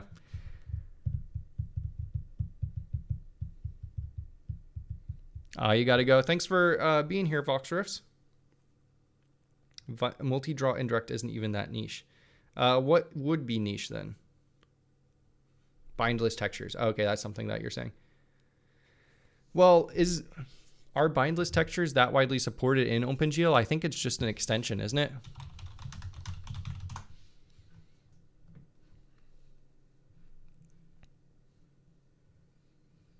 I don't think this ever got like officially added, did it?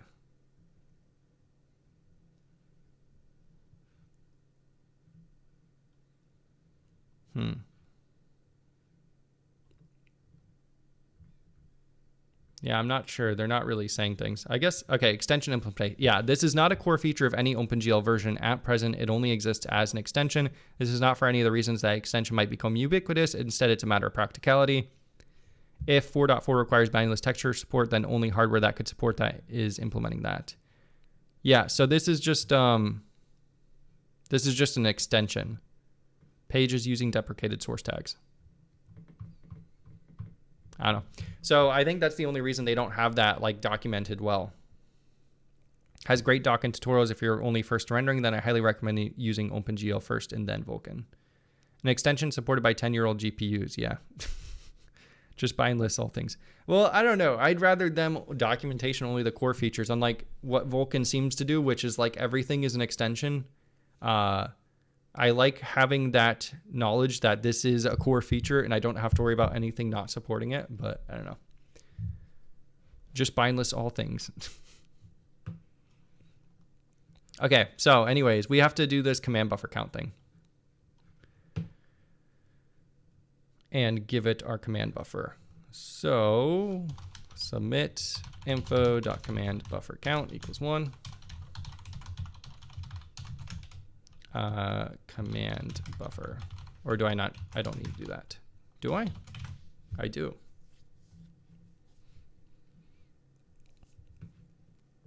The signal semaphore count and p-signal semaphores is specify which semaphores to signal. Yep. Okay, makes sense. Then we just do q submit. The function takes an array, structures. The last parameter references optional fence that will be signaled when it finishes. This allows us to know when it's safe to do the next thing. Now, the next frame, the CPU will wait for this to finish before it records new commands into it. Okay.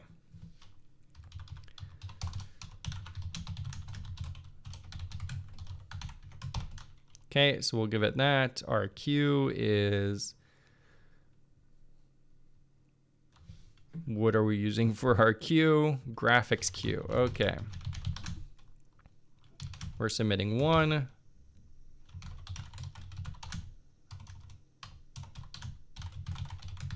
All right.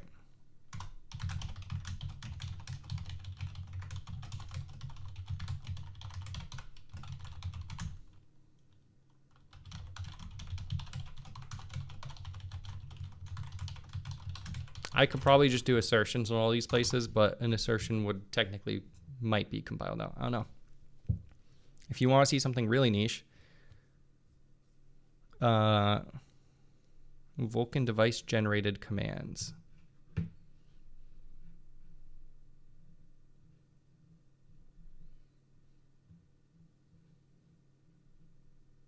This extension allows the device to generate a number of critical graphics commands. When rendering a large number of objects, the device can be leveraged to implement a number of critical functions. Interesting. Yeah. And the reason, so you keep saying niche things. I think the reason a lot of this stuff doesn't have great documentation too is because when they were deprecating OpenGL, or at least phasing it out, that's when Vulkan was starting, and they were focusing all their attention on Vulkan, since that was supposed to be the next, or it is the next graphics API. So I think that's the only reason. These seem like the more advanced features that were like Vulkan was supporting them. And so they were like, okay, let's just keep that stuff centered to Vulkan, since this is where we want to head towards. I heard you liked indirect. Here we have indirect extreme in NVIDIA style. Okay, so we've got all this, got all that. Subpass dependencies. Remember that the subpasses and render pass automatically take care of image layout transitions. And by the way, I agree with you. Like when I want to do more advanced OpenGL stuff, it's really annoying because you just need to go to something like Vulkan if you want to do anything that requires more control, which is kind of by design. So the subpasses and render pass automatically take care of image layout transitions. These transitions are controlled by subpass dependencies. We only have a single subpass. Okay.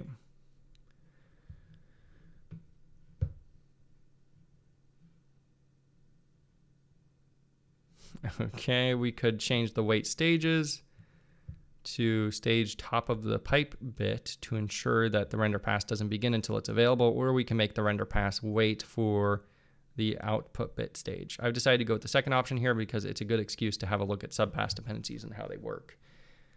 Okay, subpass dependencies are specified in structs. Go to the create render pass function and add one.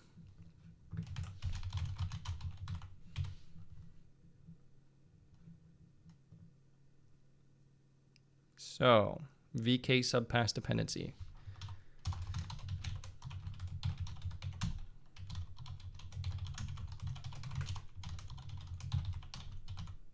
Oh, no S type. That's nice. Okay, so source subpass is external, dest subpass is 0.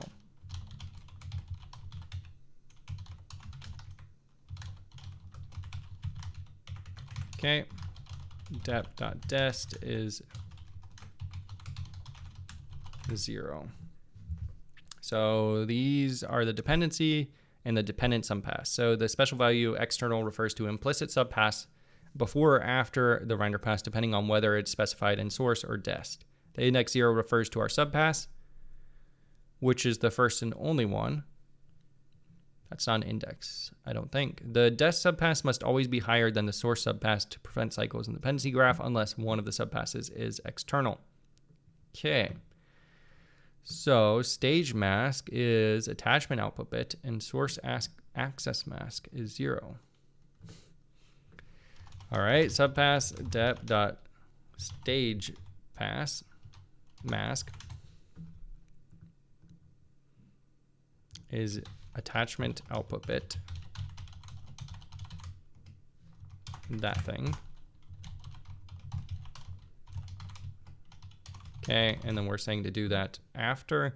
Next two fields are the same thing. We need to wait for the swap chain. This can be accomplished by waiting on the output stage, okay? Then we have dest stage mask. The operations that should wait on this are in the color attachment stage and involve writing of the color attachment. These settings will prevent the transition from happening till it's actually necessary and allowed when we start writing colors to it. Okay, so dest stage mask is the color attachment bit and dest axis mask is color attachment bit. Is that what I just did? Oh, source stage mask, and this should have been source axis.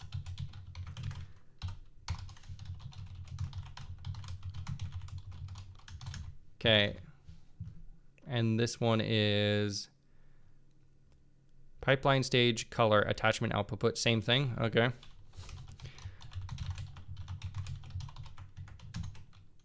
Okay.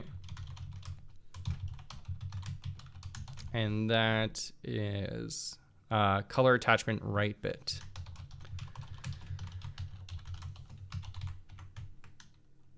Okay, cool. So the operation should wait. Yeah.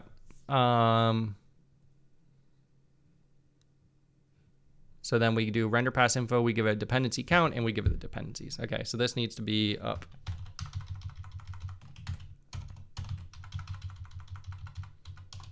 Here. Whoops. No, That's on the render pass create info. Okay.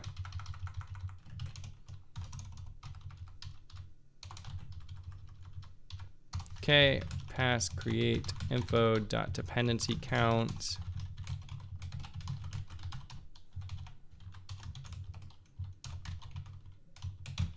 Okay. Presentation, and finally the last step of drawing a frame is submitting the result back to the swap chain, and it eventually shows up on the screen. Presentation is configured through present info khr, the end of the draw frame.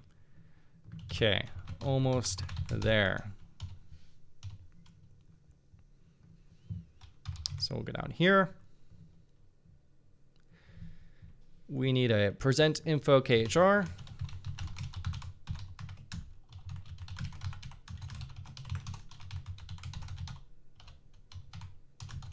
Okay, structure type present info khr. Then we need to tell it that we have one wait semaphore and give it the signal semaphores. What is signal semaphores?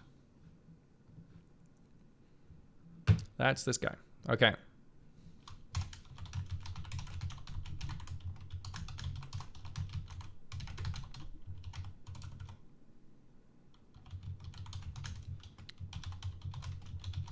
Okay, so we're basically telling it to wait to present until we have finished rendering the last thing. I guess that's what that's saying. First two parameters specify which wait semaphores to wait on before presentation can happen, just like submit info. Since we want to wait on the command buffer, as our triangle being drawn, we take the semaphores, which will be signaled, and wait on them. Okay, and then we have swap chain khr, which is the same thing. Oh, that's different, I guess. Oh, and then we give it the swap chain count, swap chains, and image index. Okay. VK swap chain khr.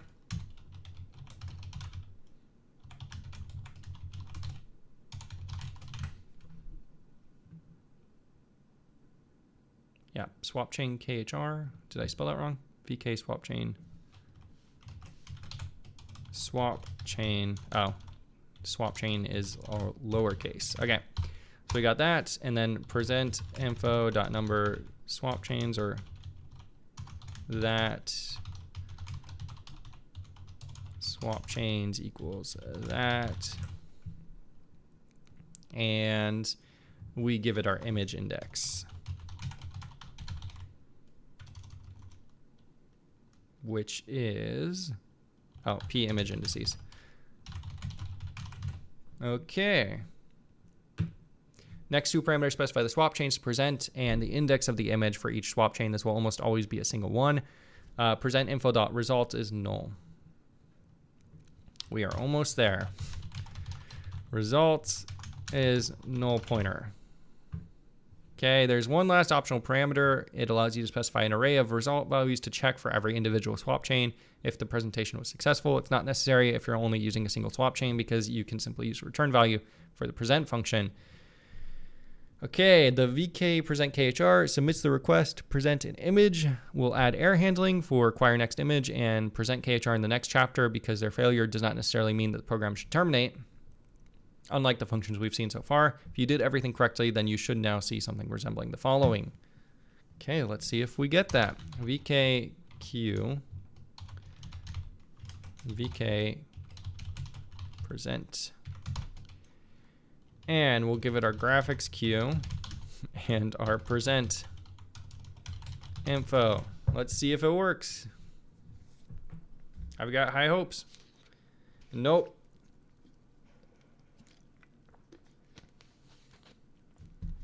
What's our image index? Is 0. Access violation reading that. Okay, so why is command buffer null? Did I not?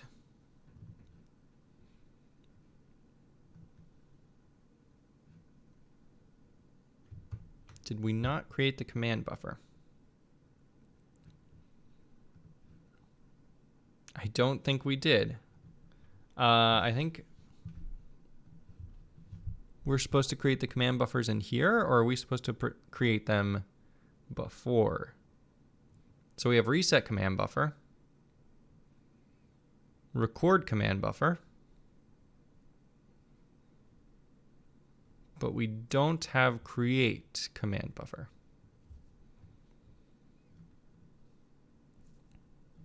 And I'm just wondering if you have to do that every frame or if it doesn't matter. Let's just do it here and see what happens, I guess. So we'll say create command buffer. Okay, let's see what happens there. I don't know if this is going to work or not. Okay, we're getting a clear color. I'm just not getting a triangle. I wonder if it's just because I have the winding order incorrect. Let's see, what's this say? Oh, I didn't clean stuff up is what I'm guessing. Yeah, let's go into here. I think because I swapped the way these things are going. So I'm wondering if we just need to do that. See if that works. If I swap the order. Nope, still nothing. That's not good. We're getting the right color at least, so that's a good thing, right? Let me go back real quickly to setup, presentation. Where does he talk about shaders? There we go, shader modules. Let's go back here real quick. Let's grab these again, because I changed this. Okay, let's do that. Nope, we're still getting nothing. That's not good. I'm going to look at those errors in just a minute.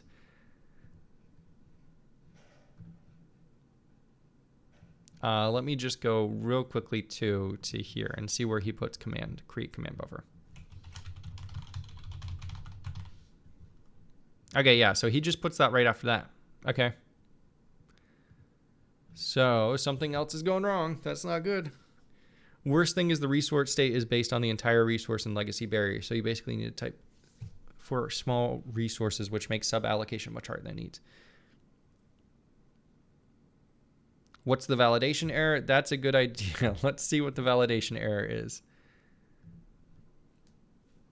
It's clean. It's so clean. If having clean code is somewhat related to how you clean your house, any company would hire for clean jobs. The reason I don't know, I'm wondering because we're not getting any errors in the midst of it. It's only after we do this. And I think, yeah, so cannot call destroy semaphore on semaphore that's currently in use by command buffer.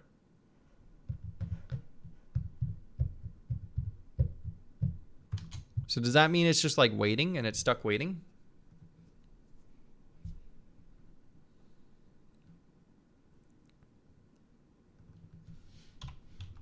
What if I set these to 0? Which is probably going to break stuff. Okay, now we're getting a bunch of errors at least. What are these?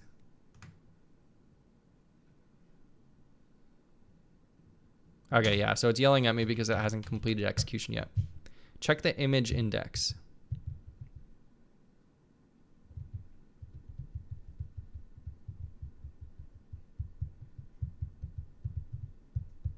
Oh, you just have to put VK device wait idle before any cleanup happens. Okay. Is my plan to switch Vulkan entirely, like for Crumble? Not right now. I'm just learning. So just trying to learn some stuff. Let's put a breakpoint here again real quick. So image index was 0 the last time I did this, and it looked fine. So that's, oh no, that's not 0. But now it's 0. Okay, so that looks fine. What's our command buffer look like? Can you guys see this stuff too? Okay, you can. Just making sure. That's just that. So we got submit info.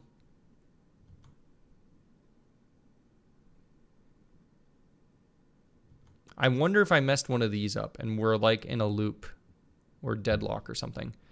Don't put it before any dynamic cleanup happens. Only when application closes or when swap chain is resized. Okay. So let's check that. Wait semaphores. Let's see if I got all that stuff right again.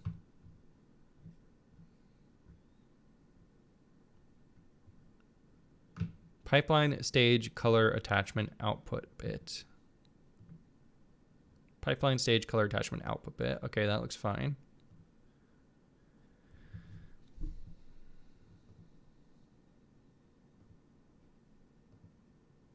Yeah, oh, it looks fine. Then we give it the command buffer,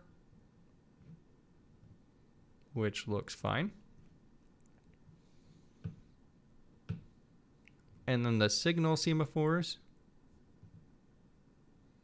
Okay. Then we submit.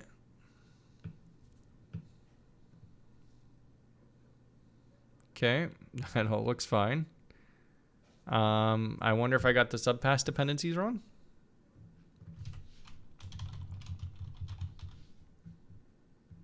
So we have source subpass is external 0 stage color attachment output bit for stage mask.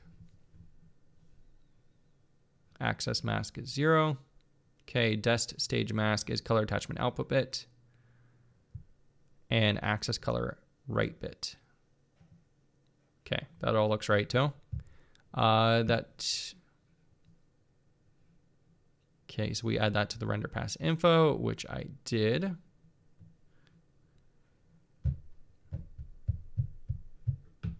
Did I give it the right semaphore?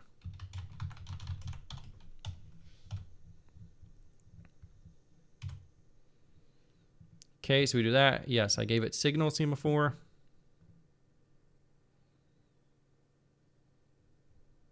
And then for the swap chain, I gave it 1 swap chains image index.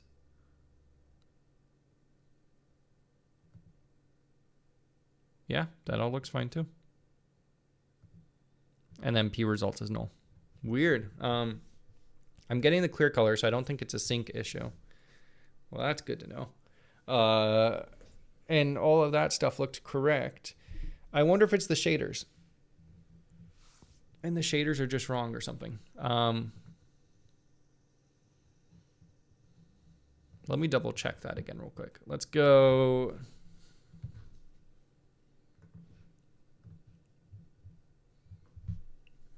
Okay, let me just copy all of this. Oh, wait, you know what it is? I'm an idiot. I wonder if it's because I never recompiled the shaders. Yeah, let's try that. Vulkan begins, or I guess assets here. Let's do that. Okay. All right, let's see if that fixes. There we go. Okay. That's a relief. Oh, so it was the clockwise, I guess, like the winding order. I just had it wrong, and I just never recompiled the shader. So even though I changed it, it didn't actually do anything. So there we go. Yep. Thank you for the help, though. Present Q instead of graphics Q and Q present KHR. No, yeah, it looks like we had it right. It was just I forgot that my shaders don't compile automatically, which is a bit of a problem. But we can introduce that later and like have that automatically happen, which is better. Boom, on to next API. Let's go. Yes. Those Qs are the same. Which Qs are the same? Present Q. Oh, you're just saying that. Okay. Cool. So I guess we're going to fix those errors now.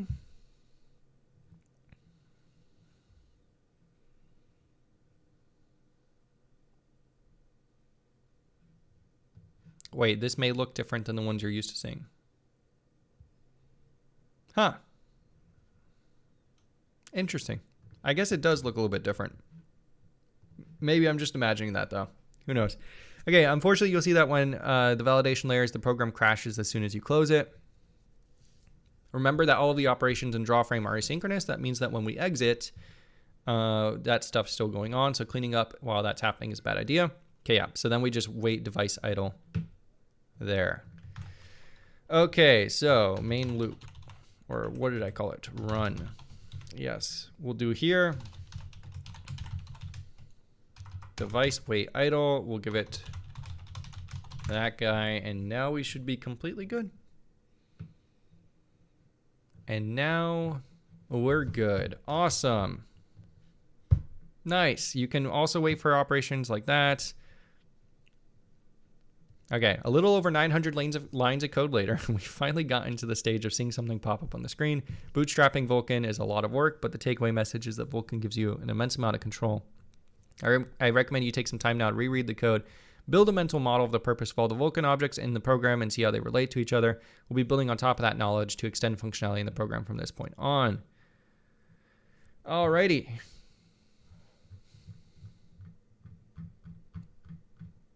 Debating whether we should do this too. What's this? Swap chain recreation.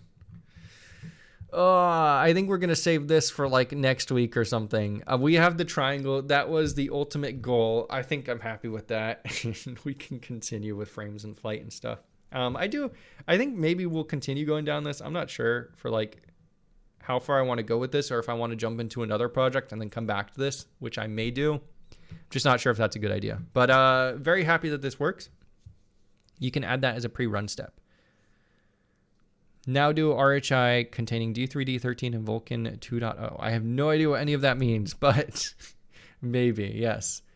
So yeah, I'm pretty happy with this. I think probably what I'm going to do is end the stream in just a second here so that I can continue working on this and to hopefully get this thing to a pretty good state. Yeah.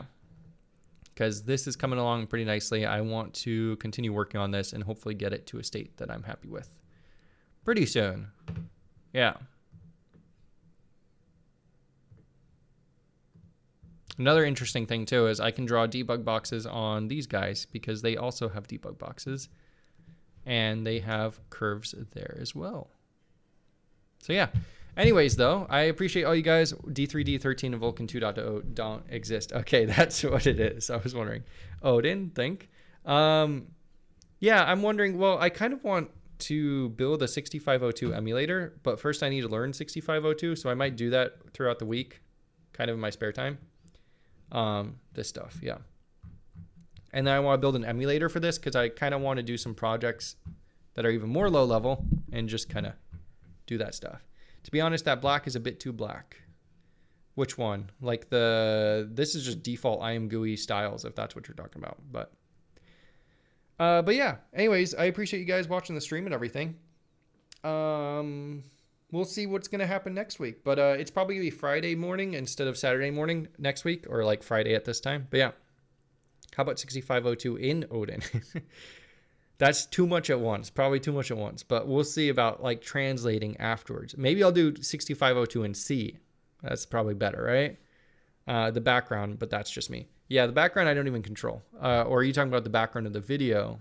Because that's a standard color too from a color palette that I stole.